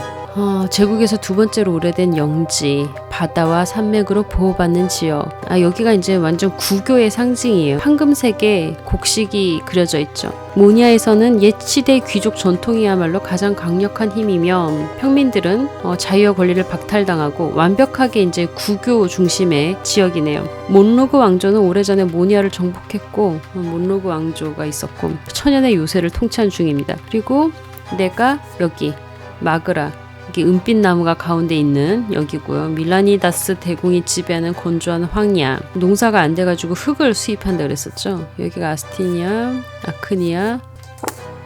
좀 돈이 많아 이쪽은. 파티에서 가장 인원수가 많은 무리는 쪽빛 바탕에 노란색 그리폰이 그려진 엘리리아의 깃발 아래. 모든 엘리리안 족속은 최소한의 장식으로 잘 재단된 정복을 입고 있다. 개중에는 장갑을 낀 이도 있고 굉장히 엄격하고 정숙하고 이런 느낌인가 보다. 대부분은 부유한 산업 가문 출신이며 그들 중 대다수가 이런 귀족 파티보다는 자기 가문의 공장을 훨씬 편하게 느끼는 눈치다. 좀 검소하면서도 그런 느낌인가 보다. 다시 한번 엘리리아? 여기 그리폰이 그려진 여기구나. 오그리프 왕조가 지배하는 제국에서 가장 강력한 산업 영지. 그래서 새 공장과 광산을 짓게 하는데 이거 이제 지속되는 관행이고, 화약이 발명되어 있고 이런 곳 공장지대. 산업 공장. 피오나와 헤르미아, 콘스탄타로 이루어진 북부 지방을 상징하는 세 개의 깃발도 보여요. 여기에 이 깃발의 소유주들은 그러하듯 함께 나란히 서 있고 그런 그들을 황실 템페스트 왕조가 굽어 살피고 있다. 여기는 여길 얘기하는 거구나. 피오나, 콘스탄타 그리고 헤르미아. 북부의 가혹하고 거친 땅들. 여기가 이제 새 봉우리로 지금 상징되고 있군요. 이교도 야만인이 지배하던 곳이었다. 이제 템페스트 왕조가 직접 통치하고 있고 인구는 적고 공장이나 교육소도 없고 어업을 하고 있구나. 하늘이 맑을 때 수평선 너머로 솟아오른 빛나는 기둥의 정상을 볼 수 있다고 한다. 학생과 생도들은 분명 부유할 테지만 북부의 엄격한 정통을 기리는 수수하고 기능적인 복장을 하고 있다. 일단 문화가 도시마다 문화가 좀 다르구나. 확실히 왕조마다 문화가 다 다른 거예요. 마지막으로 은색 바탕에 펼쳐진 책이 가장 작은 그룹을 상징한다. 아스티니아, 디아만트 왕조의 고향 땅. 유니우스 디아만트 주교의 명에 따라 최근에 와서야 신교의 상징인 펼쳐진 책이 깃발에 추가되었습니다. 여기는 대부분 사관학교 제복을 입고 있고요. 장신구는 일절 착용하지 않습니다. 완전 딱 신교구나. 신교 초기에 구교에 반대해서 구교의 부패함 이런 것들을 반대하기 위해서 그 신교가 굉장히 좀 엄격하면서도 굉장히 합리적인 그런 신학이었었는데 그때를 좀 상징하는 것 같아요. 흠잡을 데 없는 복색에 단추 하나 끌러지지 않은 그야말로 엄격하고 절제심. 다시 영지로 가보자. 제국시 들어가서 여기 신교. 옛 아크니안 혈통인 디아망트 왕조가 지배하지만 실질적 권력을 가진 사람은 대공의 큰형인 그리고 지역 교단의 지도자인 유니우스 디아만트 주교고 신교. 미뉴에트, 삼박자 춤이죠. 딴딴딴딴딴딴 이런 느낌. 하프시코드의 음색이 홀을 채운다. 사관학교 생도들은 지체하지 않고 댄스 파트너를 찾아 미뉴에트 첫 스텝을 유리하게 밟고 있어요. 막 스텝 밟으면서 이제 파트너 찾고 있어요. 주변을 둘러봤는데 마그라 출신의 젊은 숙녀 한 명이 눈길을 끕니다. 모든 아크니안들이 그렇듯 날씬하고 에메랄드 그린으로 수놓은 노란빛의 드레스를 입고 있으며 연두색 깃발로 장식된 마스크 뒤로 얼굴을 완전히 가리고 있다. 믿을 수 없는 일은 그 뒤에 일어났다. 수수께끼 여인이 당신에게로 걸어오는 것이 아닌가. 당신을 보는 그녀의 시선, 그녀의 걸음걸이. 가면 아래 숨겨진 검은색 눈동자가 당신을 유심하게 살핀다. 그녀가 머리를 갸웃거린다. 아무 말도 오가지 않았지만 무언가 질문할 것이 있는 눈치다. 이 손수건 주워주었던 밀라니다스의 딸 그분 아닌가? 그때 갑작스러운 소음에 홀 안에 모두가 멈칫한다. 뒤를 돌아보니 토마스가 분노로 얼굴을 붉힌 채 바닥에서 일어나려 하는 것이 보인다. 도리우스 오톤이 맞은편에 서서 경멸의 눈초리로 바라보고 있다. 그의 팔은 칼자루 위에 얹어져 있다. 누가 이런 꼴사나운 평민을 대법관의 별궁에 들여보내느냐. 귀족 주인님들께서 춤을 추려는데 이 종놈이 자꾸 발에 걸리잖나. 자꾸 부딪혔나 보다 둘이. 근데 이제 밀어서 쓰러뜨렸나 보다. 토마스는 금방이라도 오톤의 면전에 분노를 폭발시킬 것 같은 모습이지만 교활한 아크니안의 검은 분명히 위협적이다. 자제력 지키게 해야 될 텐데. 수수께끼의 아크니안 미녀는 그러나 이 다툼에 대한 흥미를 빠르게 잃어버린다. 그녀는 당신이 이 춤을 권유해 주길 기대하며 당신에게로 점점 다가온다. 다툼을 해결할 수 없어. 지금 나 외교가 없어. 미안. 오톤의 분노를 나한테로 향하면 토마스는 1 올라가고 오톤은 마이너스 1이 됐고 말솜씨가 1이 좋아져. 그냥 춤이나 출까? 그렇지. 옥타비아 밀라니다스 날 기억하잖아. 토마스 구에로랑 1 마이너스 1이 돼. 토마스라면 자기 몸 하나는 충분히 건사할 것이다. 어떡하지? 토마스 의지력을 5를 깎아서 이걸 해? 말솜씨 1을 채워? 이거 되게 재밌어 보이는데. 아 토마스 미안. 당신은 아크니안 미녀에게 고개를 돌리며 조심스러운 동작으로 그녀에게 손을 건넨다. 이 미녀랑 춤을 춰요. 그녀의 손은 믿을 수 없을 정도로 가늘며 너무 섬세해 보여서 똑하고 부러질 것 같아요. 지금 춤이니만큼 내가 주도해야 돼요. 드레스 슬리브에 수놓은 장식을 발견한다. 관찰해보니 그것은 다수의 얇은 에메랄드 실들로 이루어졌는데 모두 꼬리에 꼬리를 문 뱀 모양으로 짜여있다. 바로 이 여자가 옥타비아 밀라니다스. 그 손수건 주워줬던 여자죠. 당신은 여인에게 인사하고는 다음 춤이 시작되기 전에 그녀가 가고자 하는 곳이면 어디든 동행하겠다고 제안합니다. 어머 그럼 저와 또 다른 춤사위 속으로 동행하는 건 어때요? 춤이 마음에 들었나봐요. 정신 차리고 보니 이미 밤이 저물어 있고 옥타비아는 나를 놓아주지 않아요. 굉장히 마음에 들었나봐요. 3번을 연거푸 춤춥니다. 어떠한 방해도 허락하지 않습니다. 당신은 쉬는 동안 토마스를 봤는데 그가 당신의 시선을 눈치채고는 와인잔으로 화답합니다. 일그러진 미소로 판단하건대 오톤이 그를 댄스 플로어에서 쫓아낸 것이 틀림없다. 그러나 아름다운 옥타비아가 당신에게 다시금 다가오는 것을 보자니 친구에 대한 모든 근심을 잊혀버린다. 원래 그런 거지 뭐. 친구야 미안. 미안. 의지력이나 채웠고 됐어. 괜찮아. 좋아. 이 정도면 됐어. 자, 수도에서 또 다른 한 해를 보냈고 에테르나는 이제 50인 재판으로 알려지게 된 사건에 의해 한동안 불안에 휩싸였다. 정치적 모임의 중요한 일원이던 50명의 사람들이 동시에 재판에 섰다. 황실에 대한 반역과 음모. 뭐 하여튼 이제 이들이 이제 평민들에게 더 많은 권리를 부여하는 걸 지지했었는데 반란의 언급은 없었지만 이것만으로도 이제 기소를 당한 거예요. 그래서 재판은 이제 공개적으로 진행됐고 이제 이런 거 하지 말라고, 이런 모임 하지 말라고 약간 무언의 압박을 주려는 의도였던 거죠. 나는 이 재판 중 하나에 참석합니다. 50인이 그들의 형을 선고받습니다. 강제 노역형. 지도자들 6명이 이제 공개 처형을 당하는데 그 중에서 안니 시린이라는 지도자가 있었나 봐요. 키가 크지 않고 거의 평범해 보일 정도의 얼굴, 젊은 여성이었는데 차분합니다. 안니 시린은 말을 하기 전에 주변을 둘러봅니다. 평민의 권리를 위해 싸우다가 목숨을 바칠 수 있어서 행복하다고 말합니다. 그녀의 대의는 결코 죽지 않을 거다. 나는 죽지만 우리의 대의는 죽지 않는다. 우린 올바르니까. 자, 상수들과 함께 끌려가서 포대자를 씌워주고 올가미를 걸고 목매달려요. 좀 보기가 싫은 그런 느낌인데. 자, 권력이 마이너스 2가 됐네. 이게 이제 신교가 조금 올라갔다가 다시 내려갔네. 다시 이제 감독관 쪽으로, 구교 쪽으로 갔네. 질서는 플러스 1 되면서 구교가 다시 이제 집권을 하면, 감독관이 집권을 하면 질서는 평화로운 상태가 되는 거죠. 신교가 한 발 다시 물러났네. 이제 연쇄적인 수업의 굴레에 빠집니다. 되게 열심히 공부하고 있어요. 막 세부 사항과 해석을 분석하고 공부하고 강사의 요구도 점차 높아져만 가고 법만 공부하는 것도 아니야. 수사학도 배우고 철자법도 있고 그래서 진짜 힘든 거죠. 이렇게 막 진청색 잉크를 매일 씻어내고 그러고 있습니다. 그리고 펜싱을 내가 재미있게 느끼고 있어요. 수업 때마다 당신의 몸에는 상처와 멍이 늘어나지만 이건 감수할 가치가 있다. 자, 토마스를 만납니다. 오늘 밤은 날 따라오시라. 거절은 사양하겠어 브란테. 우리의 멘토 엘크로이 남장님을 방문할 거라고. 자, 너도 한두 가지 배워야지. 자, 그래서 한숨을 내쉬며 당신은 대학의 제복 대신 가장 멋진 사복을 골라 갈아입고 따라 나갑니다. 그러니까 사관학교 생도들이 굉장히 많네요. 거실 중앙에는 안락 의자 하나가 있고 제국군 장교 제복을 입은 신사한 사람이 파이프에서 연기를 내뿜으며 앉아 있습니다. 엘크로이 남작이 있어요. 고개를 얕게 까닥거리면서 당신과 친구를 환영하고는 모두가 정중하게 경청하는 가운데 연설을 이어나갑니다. 군터 엘크로이. 앞서 말했다시피 젊은 친구들, 나는 제국의 군사적 영광이 아크니안 왕조의 전유물이던 시절은 진작에 지났다고 굳게 믿는다. 인간 귀족은 오랫동안 아크니안 귀족 못지않게 황제 폐하를 잘 보필해왔다. 그런데도 아크니안은 여전히 명예나 황실에 대한 봉사보다도 자신들의 핏줄이 더 중요하다는 듯이 굴고 있다. 밀라니다스 왕조를 예시로 들어볼까? 마그라이 대공과 아주 오래전 가주였던 샤아 밀라니다스가 템페스트 황가의 지배와 쌍둥이 신앙에 맞서 반역을 자행했다. 그가 자기의 영지를 풀뿌리 하나 찾아볼 수 없는 황무지로 만들어버렸고 수천 명의 시민을 파멸시켰는데도 여전히 밀라니다스 왕조는 아무 일도 없었다는 듯 마그라 전역을 지배하고 있지 않나. 나도 그거 좀 이상했어. 반역을 해놓고도 그냥 계속 거길 지배하고 있다는 사실이 좀 이상하긴 했어요. 내가 샤아 밀라니다스의 반역에 대한 기억을 상기시켜 주도록 하지. 우린 현재 상황에 대해서 그에게 감사해야 돼. 그는 인간을 귀족으로 서임한 최초의 인물이다. 전례 없는 오만으로부터 비롯한 행동이었지. 하지만 그 행동으로 인해 반역을 획책하던 공작은 지역사회의 강력한 지지를 얻어냈지.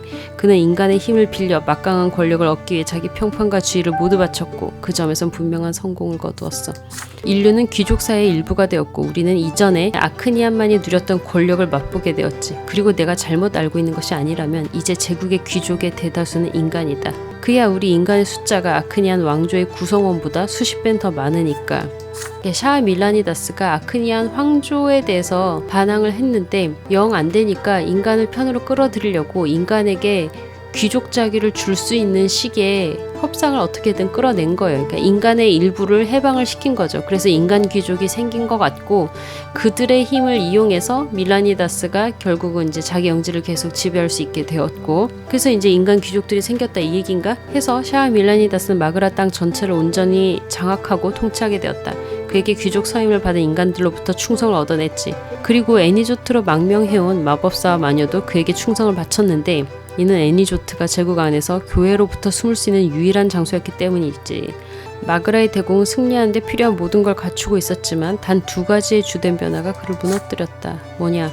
전체를 불태워버렸기 때문에 제국군의 앞길을 확실히 막았지만 이제 마그라의 대중은 샤아 밀라니다스에게 등을 돌렸지.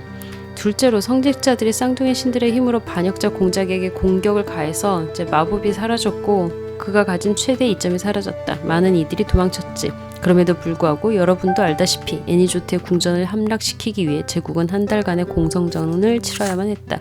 역사란 말이야 젊은 친구들. 그저 과거의 기억에서 그치는 것이 아니라 우리의 미래를 위한 교훈이기도 하다. 난 이 시기의 역사가 내 주장에 대한 반증이라고 생각한다. 자 이제 질문이다. 대답해보아라. 만약 여러분이 반란의 시기에 제국의 책사였다면 과연 어떻게 행동했을까? 샤아 밀라니다스와 같은 강대한 적을 상대로 어떻게 싸웠을 것인가? 토론을 벌입니다. 어떤 이들은 반역자 공작에게 충성을 바침으로써 인류가 최초로 귀족이 될 수 있었다. 이런 게 말이 되느냐? 그 견해를 믿을 수 없다고 단호하게 말하고 어떤 이들은 장기간의 공성전이 실수였다면서 일거에 몰아붙이는 쪽이 더 좋은 선택이었다. 뭐 이런 식으로 이제 토론을 하고 있어요. 점차 의견이 정돈되기 시작한다. 몇 가지는 웃음을 유발할 뿐이나 나머지 의견들은 검토의 단계로 넘어갑니다. 저들이 지금 애니조트 과거에 대해서 논하고 있어요. 우리 고향인데 내가 침묵을 지킬 때가 아니죠. 지금 우리 땅은 내가 안다. 내가 과거 제국군을 지휘했다면 어떤 결정을 내렸을까요? 자, 나는 3가지 전략이 가능하다고 봅니다. 밀라니다스의 마법을 빼앗아 무력화하기 위해서 쌍둥이 신들에게 기적을 내려주십사 요청하는 내용. 2번째는 군단의 전력과 용맹함을 믿고 정면 돌파를 감행하는 것. 3번째는 최대한 오랫동안 포위망을 유지하며 책략을 통해 적의 삶을 가능한 한 비참하게 만드는 것. 야, 이거 레닌그라드 포위 같은 거 떠오르는데 뭔가 인류의 비극이었죠. 포위하면 용맹 1, 음모 1. 용맹 1, 말솜씨 1. 용맹 이건 됐고 음모로 가자. 레닌그라드 공성전처럼. 내가 이렇게 뭐라고 얘기를 한 거죠. 공성전이다. 줄인 배를 더는 채워줄 수 없었고 보급이 끝나면 자진해서 성문을 열 수밖에 없었고 그 안에선 굉장한 비참한 일이 일어났을 거예요. 자네 말에 동의한다 브란테군. 어느 정도는 말이야. 만약 제국군이 그렇게 했더라면 병력의 손실도 줄이고 애니조트 성도 덜 훼손할 수 있었겠지.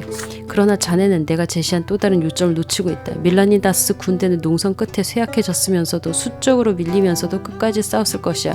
그래 물론 몇몇은 도망가기도 했지. 하지만 제국군이 침공해온 이후에도 성과 도시를 지키기 위해 남은 자들은 최후의 최후까지도 그들의 주군에게 충성을 다했다. 자, 뭐 저쩌고 이런 얘기를 한 거예요. 그래서 이제 이야기가 진짜 교훈이 뭐냐? 샤아 밀라니다스는 패배했으나 성직자들과 그들의 기도로 패한 게 아니고 다른 대공들이 모집한 귀족 시민군에 의해서도 아니고 그는 제국군에 의해 패배했다. 명확한 규율과 계급, 지휘체계로 결속된 군대, 훈련이 잘 돼 있고 황제 폐하를 향한 강한 충성심을 가진 군대에 의해서 패배한 거야. 논쟁을 엄두를 못 낸 거죠. 너무 뚜렷하게 말하니까. 흥미진진한 얘기를 듣습니다. 즐겁게 청취하고 있어요. 그래서 대학에 돌아옵니다. 자, 반역자 공작이 비록 전쟁에선 졌으나 인류와 제국 전체에 급격한 변화를 초래하지 않았던가. 참 인류의 역사란 얼마나 공교로운가. 나는 지금 현재 위험 인물이 됐습니다. 그리고 나는 위험한 적수가 됐어요. 17 위험한 적수가 됐고요. 편지를 받습니다. 아버지 편지는 사무적이에요. 스테판이 집안에서 대소사 다루는 법을 제대로 가르치는데 성공해서 자랑스럽다. 스테판이 좋다, 훌륭하다. 근데 글로리아는 스테판에 대해서 다른 의견을 가지고 있어요. 그녀는 당신의 형이 점점 할아버지를 닮아가고 있다고 생각합니다. 스테판 할아버지랑 너무 닮았어. 언제나 나를 탓하며 물어뜯기까지 해. 더는 못 견디겠어. 언제나 나를 깎아내리면서 하녀 취급을 한다니까. 어머니도 나한테 편지를 씁니다. 네이선은 간신히 학교를 졸업했대요. 네가 가진 재능을 가지고 있지 않아서 유감이다. 이제 수도로 가서 공부할 시도조차 하지 않겠다고 하지 뭐니. 시험을 통과하는 건 불가능할 거라고 하더구나. 그래서 네이선이랑 같이 경전 읽고 그런다. 스테판과 글로리아가 자주 다툰다. 글로리아가 이길 수가 없을 텐데. 비천한 평민이라고 부르고 이런 식으로 얘기를 합니다. 자, 응? 스테판하고 왜 마이너스 1이 됐지? 나 잘못했어? 글로리아하고 나빠졌잖아. 나 잘못했어? 네이선하고도 이렇게 좀 뭐가 나빠졌는데? 너무 오래 떨어져 있어서 그런가? 나는 판사가 될 것이기에 행정국으로 파견을 나가서 멘토를 만나요. 나이 지긋한 판사를 만납니다. 그는 당신에게 자신처럼 경험 많은 공직자가 이렇게 갖춰준다는 게 얼마나 영광이냐 이러면서 계속 허세를 떨고 있어요. 야간 근무 같은 걸 막 맡깁니다. 작은 사건 즐거운 마음으로 맡깁니다. 난 열심히 인턴 노릇을 하고 있는 거죠. 사소한 절도, 뭐 언어 폭력, 뭐 음란한 낙서, 뭐 이런 걸 지금 처리하고 있습니다. 불만 사항, 진술, 증인의 증언 등을 교차 검증하면서 그러고 있자니 사무실에서 문이 확 열리고 도발적인 복장을 한 소녀 하나를 끌고 들어오고 있어요. 헌병이. 그녀의 금빛 머릿결은 풀어헤쳐져 있고 화장은 불타오르는 듯한 붉은색입니다. 아, 이거 홍등가에 있는 여성이었군요. 그 다음 사무실에 들어온 건 살찐 사제고 독보적인 형태의 코와 볼 위에 커다란 사마귀가 그의 얼굴을 장식하고 있습니다. 너무 쳐다보지 않으려고 애쓰고 있어요. 헌병이 보고하기를 소녀는 쌍둥이 신들의 성당 옆 공원에서 어느 신사와 함께 체포되었습니다. 유교계의 정을 통하는 중이었고 신성모독이다. 숨을 헐떡이던 신부가 헌병을 제치고서 고함을 지르기 시작합니다. 그는 소녀가 마법을 사용하는 광경을 똑똑히 보았다고 합니다. 신사는 소녀에게 홀려 있었고 그의 몸이 가로등 불빛처럼 번쩍이고 있었다는 것입니다. 헌병에게 이 사실을 증명할 수 있냐고 묻습니다. 헌병은 어깨를 으쓱합니다. 빛나는 사람이라고는 본 적이 없어요. 헌병은 모릅니다. 경찰은 전 못 봤는데요. 이렇게 얘기를 한 거죠. 그냥 어떤 신성모욕으로 체포를 한 건데 저쪽 사제는 이거 마녀다 막 이러고 있는 거죠. 그냥 귀족이었기 때문에 남자는 체포를 못하고 여자만 데려온 거예요. 남자의 이름 분명 기억하고 있다. 누군데? 사제의 헐떡이는 소리가 점점 심해진다. 그건 마법이었어. 당신이 이 사건을 이단 신문소에 넘겨야 할 거요. 이 마녀는 빛나는 수도의 거리에 떠돌아다니며 선량한 남자들을 그녀의 사악한 매력으로 유혹했단 말이오. 마법으로 유혹하고 있다. 그녀의 눈동자는 빛이 색이고 나를 바라볼 때 금빛으로 또 반짝거립니다. 매끈한 벨벳과도 같이 부드러운 목소리가 흘러나옵니다. 아일리스. 제 이름은 아일리스입니다. 존경하는 재판장님. 제가 한 일이라고는 귀족 신사분께서 바라시는 바대로 복종한 것이 전부입니다. 성당 바로 앞에서 저와 애정을 나누길 원했고 내가 감히 거절하지 못했다. 숙명을 거스르는 일 아니지 않냐. 시킨 걸 했는데 탕녀는 이렇게 말하는 와중에 고개를 들어 나와 시선을 맞춥니다. 눈동자가 황혼역의 촛불을 반사해서 금빛 불꽃을 내비칩니다. 얘는 여자한테 반할 때마다 눈빛에서 금색을 보는 것 같아요. 사제는 다시 난동을 부리고 좀 조용히 하라고 시키고 이거 어떻게 해야 되냐. 법률에 따르면 이걸 수사를 해야 된대요. 소녀와 성행위를 하는 현장이 발각된 귀족의 이름을 알고 있어요. 나는. 헌병은 그에게 신문하기를 두려워했으나 당신 자신이 미래의 귀족이자 젊은 판사입니다. 이걸 어떻게 해야 될 텐데. 근데 얘가 핵심일 수도 있다. 내가 신문하면 마녀의 본색을 드러낼 수도 있어. 얘가 이제 마법을 사용했다는 것이 사실이면 여자는 끝장이야. 존경하는 재판장님, 뭔가 마법을 쓰는 이런 소리가 나고 있지 않아?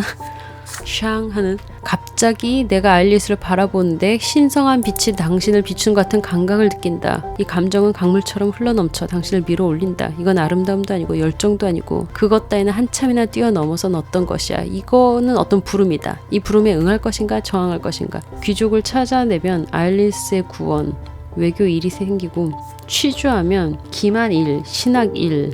아일리스가 죽는구나. 아일리스를 풀어주면 아일리스 구원, 의지력시. 죽여서 이거를 기만일 신하기를 챙겨야 되나? 라는 생각이 좀 들어. 그냥 외교나 올리자. 억울함과 실망이 뭘 가득해. 좀 너 살려줬는데. 엘카투아 경에게 철두철미한 편지를 씁니다. 평판은 지켜줄게.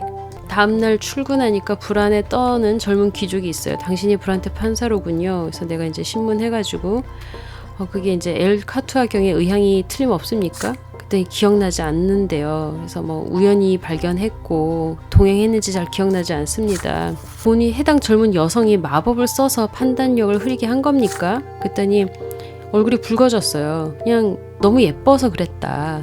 그래서 마법이 아니야. 그냥 예뻐서 따라간 거야. 수상적인 거 없었냐? 그렇다. 그냥 좋았다. 측량할 수 없는 행복을 느꼈다. 친절한 미소를 지어준 것 같았다. 와인과 아름다움 때문이다. 다른 이유는 아닐 것 같은데 라고 한 거죠. 그래서 이제 철저하게 비밀에 붙여주고 여자는 마녀는 아닌 거죠. 그냥 외설적인 행위니까 그냥 이틀간 형틀로 그냥 구속합니다. 이단 신문소로까지 갈 건 아닌 거예요. 그래서 사건 종결시킵니다. 약간 지금 외교일 생겼고요. 어쨌든 내가 살려줬어 이 정도는 해줘야지. 굳이 죽여서까지 저걸 올려야 돼? 알리스를 살려준다는 것 자체가 그냥 조건을 뭔가 나중에 충족시켜야 될 수도 있으니까 이제 만들어주면 좋을 것 같아요. 잠깐만. 코넬리우스 템페스트가 대법관이 아니에요. 해임됐어요. 아이고 이제 구교가 다시 힘을 쓰기 시작했네요. 모니아의 대공 아에게리우스 몬로그. 야, 지금 결국은 구교가 다시 득세를 하기 시작했습니다. 제국의 정책이 뒤집힐 겁니다. 아이고 큰일 났네. 이거 어떡하냐. 이제 원래 뭐 법치주의 이런 거 하려고 했었는데 이제 뭐 강령 이런 것도 그냥 이제 뒤엎어질 것 같아요.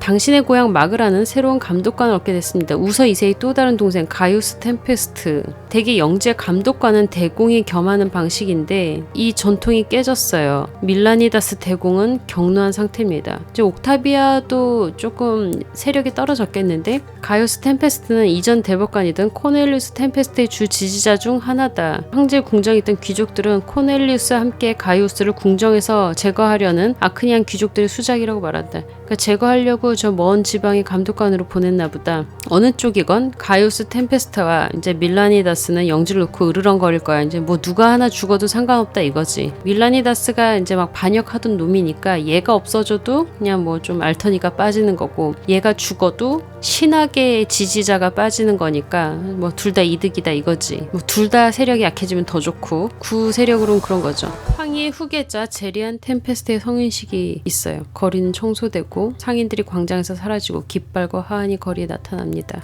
축하가 있어요. 에테르나는 떠들썩합니다. 그래서 대학의 학생들과 상한학교의 생도들이 황제의 가문이 그들에게 맡긴 힘에 대한 감사를 전하기에 행렬에 설 것입니다. 굉장히 축제 분위기. 나는 토마스와 나란히 행진합니다. 당신의 친구의 갈색 머리는 오늘따라 유난히 잘 정돈되었어요. 그냥 소녀들이 보일 때마다 손을 흔듭니다. 소녀들은 수줍게 웃고 몇몇은 인사에 화답하기도 하고. 이놈이 이러려고 나왔구만. 저 봤어 친구? 저 아름다운 아가씨 말이야. 방금 나한테 웃었다니까. 이제 좀 살만 나네. 퍼레이드 정말 최고다. 여자들이 날 다 쳐다보고 있어. 너무 좋아. 템페스트 왕조의 일원들이 황궁의 발코니에 서서 행렬을 지켜본다. 그들은 제국 최고의 관료들과 영재 감독관들과 함께하고 있다.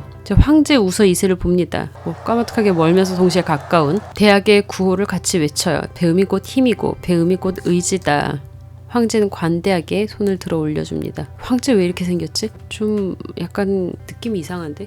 그대의 감사를 기쁘게 받아들이노라. 짐의 충성스러운 신하들이여, 그대들의 지식과 용맹으로 제국을 섬긴다는 사실에 자부심을 가지거라. 내 은총과 함께 그 가치를 증명한 모든 이들은 법복 귀족의 자격을 얻게 될 것이니.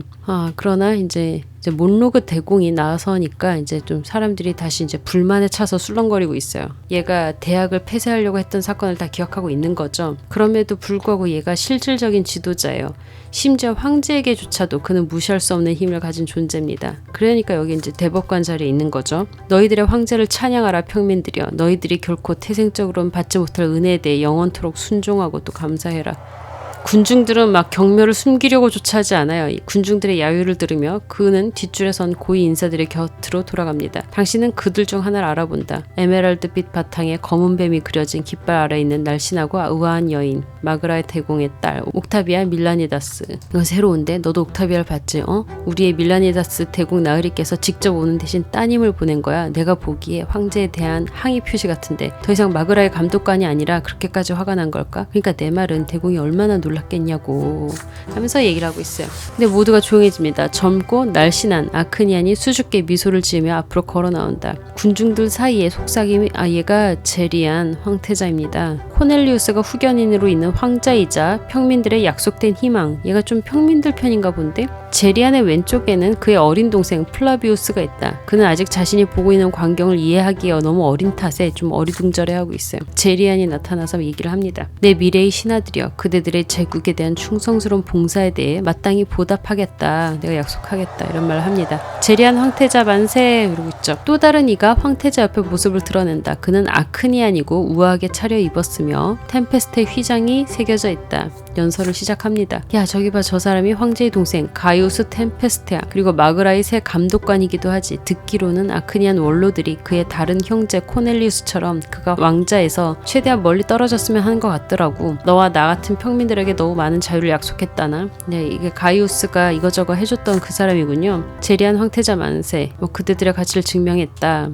평민이 법법기적으로 거듭날 수 있는 권리를 영구적으로 보장하도록 간청하여야만 한다. 그러니 지금 그리해라. 갑자기 센 거 시키는데 생도들과 학생들은 주저하며 얼어붙는다. 황제의 친형제가 하는 말을 따라야 하는 것인지 고민하고 있습니다. 군중들의 반응을 경청하고 있어요. 제리안 황태자도. 몬로그 대공이 급하게 모습을 드러내면서 허둥지둥 나타난 거죠. 야, 이게 무슨 소리입니까? 그는 몇 초 동안 군중들을 살피다가 입을 엽니다. 야, 이 말이 뭐냐면 지금 당장 법복 귀족의 지위를 영원히 약속하라고 이렇게 지금 요구하라는 얘기가 아니라 너네들은 언제나 템페스트 왕조의 빚을 지고 있음을 기억하라는 그런 뜻이다. 자, 이제 떠나두자. 얼른 가라. 왜?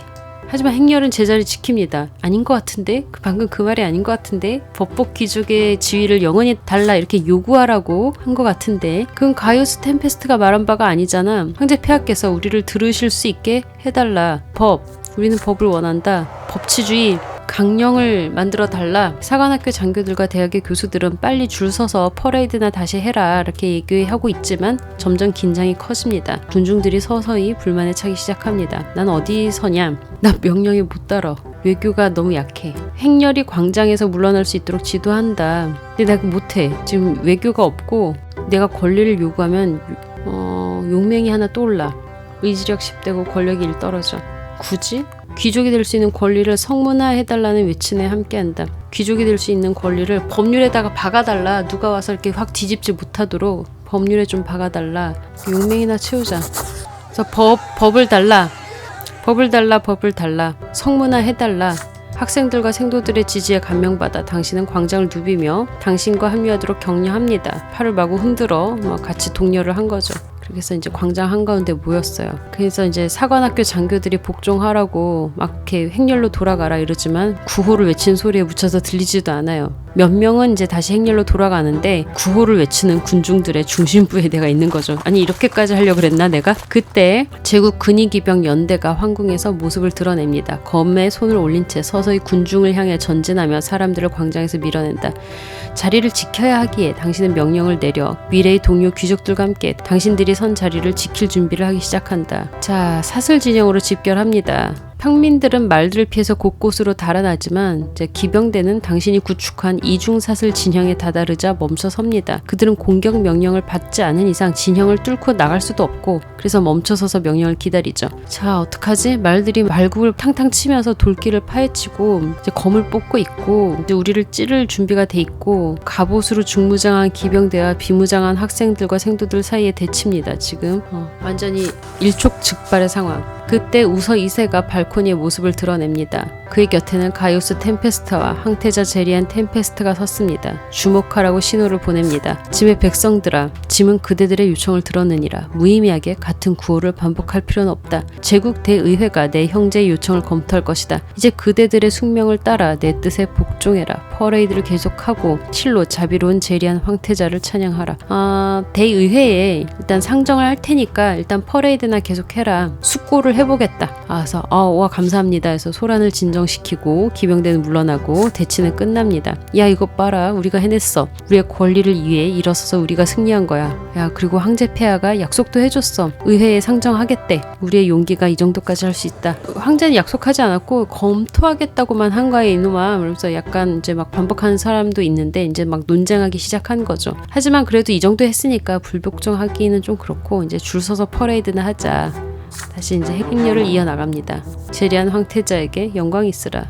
내가 지금 위험한 적수 한 2만 올리면 전투로 단련이 되는데 괜찮은데? 대학에서 공부는 꽤 쉬워요. 아버지가 그렇게 돈을 들여서 온갖 공부를 시켰던 이유를 인제에서야 알 수 있어요. 어렸을 때 이제 공부를 많이 해놨더니 대학 공부는 조금 쉬운 모양이에요. 점점 더 자신감이 생깁니다. 자, 이제 예의범절, 에티켓, 시와 작곡, 검술까지 배우고 이제 완벽하게 귀족이 되기 위해서 수양을 하고 있습니다. 토마스랑 검술 연습하기도 하고요. 재판관 시험을 보는 날이에요. 마그라 행정국의 재판관 자리에 임명되었다는 소식으로 답장을 보냅니다. 나는 이제 고향으로 돌아갈 수 있어요. 재판관으로서 고향에 돌아가게 됐습니다. 이른 아침 당신은 쌍둥이 신들의 대신전으로 향합니다. 당신이 신전 안으로 들어서자 심장이 쿵쾅거립니다. 마치 당신의 어린 시절 있었던 그날로 돌아간 것 같습니다. 사제는 제단 앞에 서 있고 신전은 두 공간으로 나뉘어져 있다. 하지만 나는 이제 겁에 질린 어린아이가 아니에요. 난 귀족이 될 어른입니다. 평민의 자리에 있는 바닥은 고통을 주기에 만들어진 것이고 심지어 장화의 바닥을 통해서도 삐쭉빼쭉하게 돋아난 단면이 느껴진다. 당신이 평민으로서 보내는 마지막 몇 초를 상징하는 고통입니다. 요 뾰족뾰족한 바닥이에요. 이제 이것도 마지막이겠지? 사제가 당신 앞에 선다. 당신은 다시 무릎을 꿇지만 이제 당신의 무릎 아래에 있는 것은 따스하고 매끈한 대리석이다. 여기서 일로 왔나 보다. 당신은 머리 위로 사제의 말소리를 듣는다. 오늘부터 그대의 숙명은 힘이자 의지이요. 오늘부터 그대는 통치하고 싸우고 예술을 추구할 것이니 이제는 나는 귀족이 되었습니다. 이제 일어서라 귀족이요. 당신은 매끄러운 강철로 만들어진 검에 입을 맞추고 일어났어요. 떨림이 사라졌고 당신의 모든 동작은 놀랍도록 정확하고 생각은 놀랍도록 명확하며 몸은 싸움을 마주할 준비가 되었다. 당신은 새로운 사람이 되어 일어선 것이다. 오늘은 시 한 수로 기념할 가치가 있는 날처럼 느껴진다. 그리고 나는 이제 원한다면 얼마든지 시를 지을 수 있다. 채찍의 흉터는 완전히 사라졌어. 나 한번 죽었어서 사라지는 건가? 성사가 끝나고 대학의 기숙사로 왔더니 아버지의 선물이 기다리고 있어요. 검이죠. 나만의 검. 이제 축하할 시간이다. 모든 대학생들은 대학 토너먼트 그리고 뒤따른 연애에 초대될 것이다. 검은 당신의 손 안에서 마치 미래의 승리를 약속하는 것처럼 경이롭게 느껴진다. 토너먼트 왔구나. 와, 여기 막 이렇게 예쁜 여자들이 이렇게 많이 온 거예요. 아름다운 귀족 여인들이 한 장소에 이렇게 많이 모였어. 근데 모두의 이목을 사로잡는 사람은 오직 하나, 검은 머리와 검은 눈동자의 옥타비아 밀라니다스. 얘 정말 그래서 반했네. 그때 손수건 주워주고 두들겨 맞은 다음에 반했어. 이게 이렇게 오래 가는 거야. 마그라 대공의 딸이 친히 토너먼트에 방문한 것이다. 완벽한 에메랄드빛 녹색의 드레스.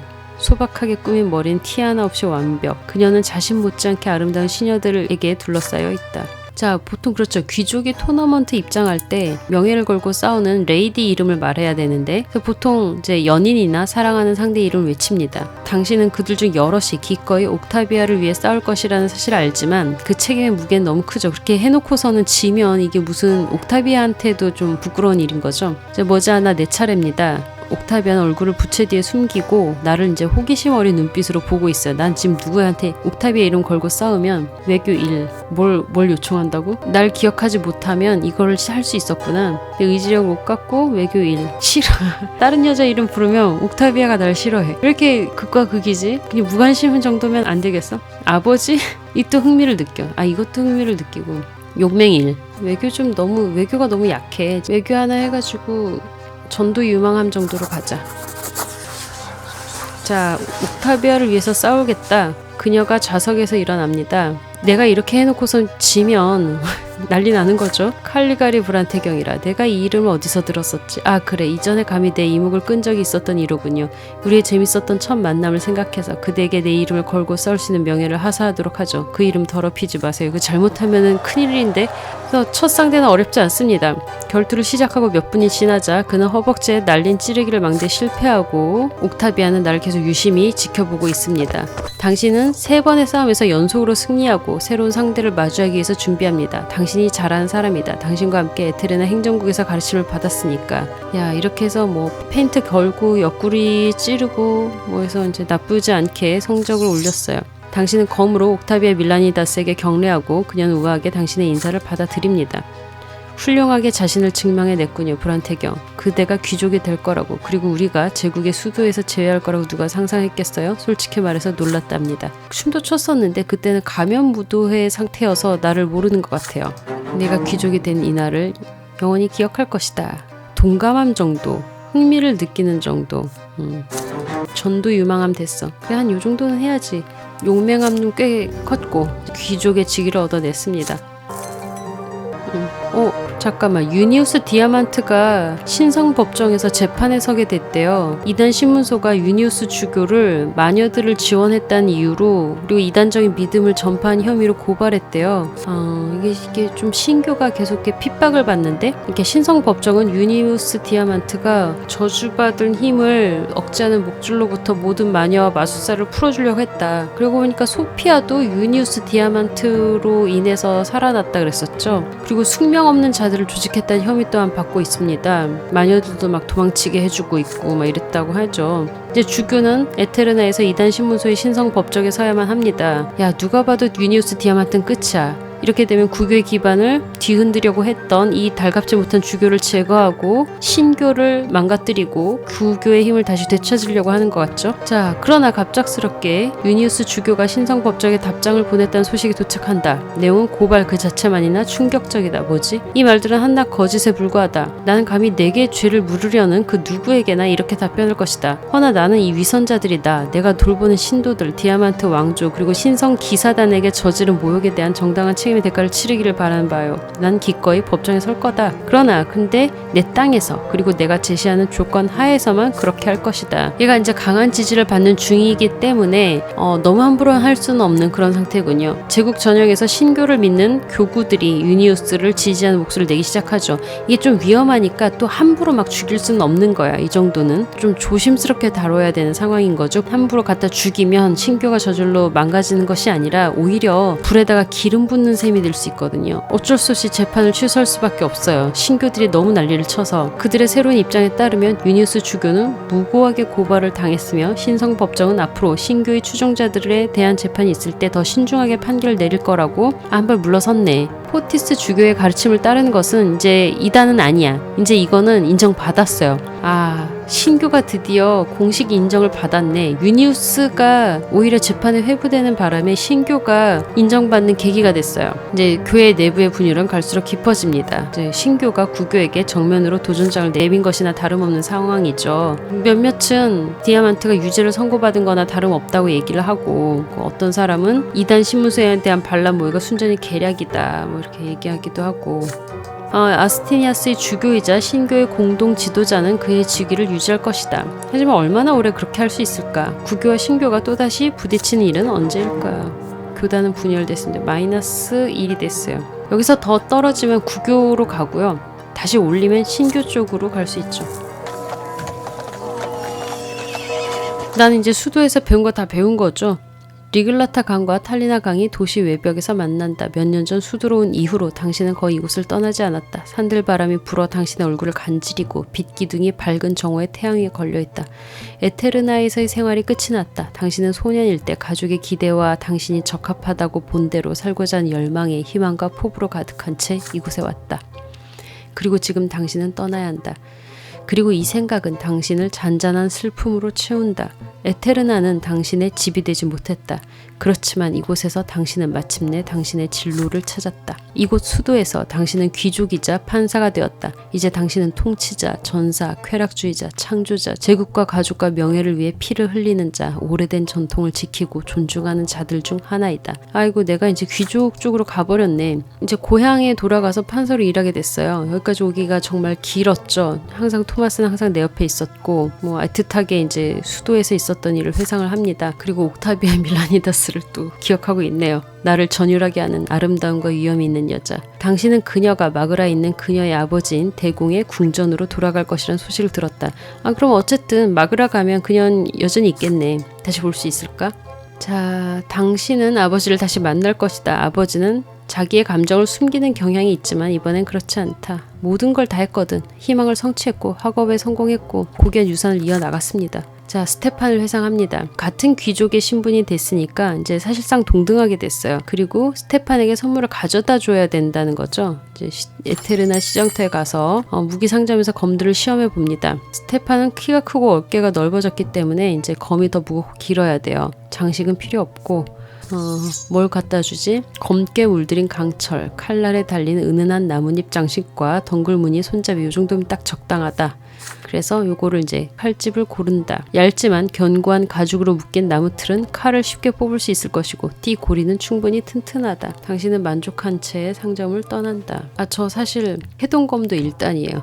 지금 기억나는 건 칼을 검집에서 뽑는 것 정도는 할 수 있어요. 자, 태판하고는 이제 애정사가 됐고 애니조트로 돌아갑니다. 집에 목검이 있어요. 그래서 태동검도도 이제 두 갈래가 있고 뭐 대한검도에 비해서 무슨 사파라고는 하는데 뭐 별로 이상한 어떤 내용 같은 건 안 배웠고 그냥 운동 삼아 했었어요. 그냥 집 근처에 있어가지고 저 성인부에서 그 단심사 때 최우수상도 받았었어요. 자, 이제 내가 선택한 길을 그냥 걸어 나가는 것 뿐이다. 또 이번 건 많이 못한 것 같은데 나 사실 운명에서 토너먼트 승리, 아버지를 위해서 싸우면 토너먼트 승리를 할 수 있었구나. 이걸 할 걸 그랬나? 그럼 뭐가 좋았지? 몰라, 그냥 옥타비아의 흥미를 끌었으니까 됐어. 이 정도. 오케이. 자, 여기까지 하도록 하겠습니다. 다음 시간에 계속 뵙도록 할게요. 재밌었다. 다음에 계속 하도록 하겠습니다. 수고 많으셨습니다.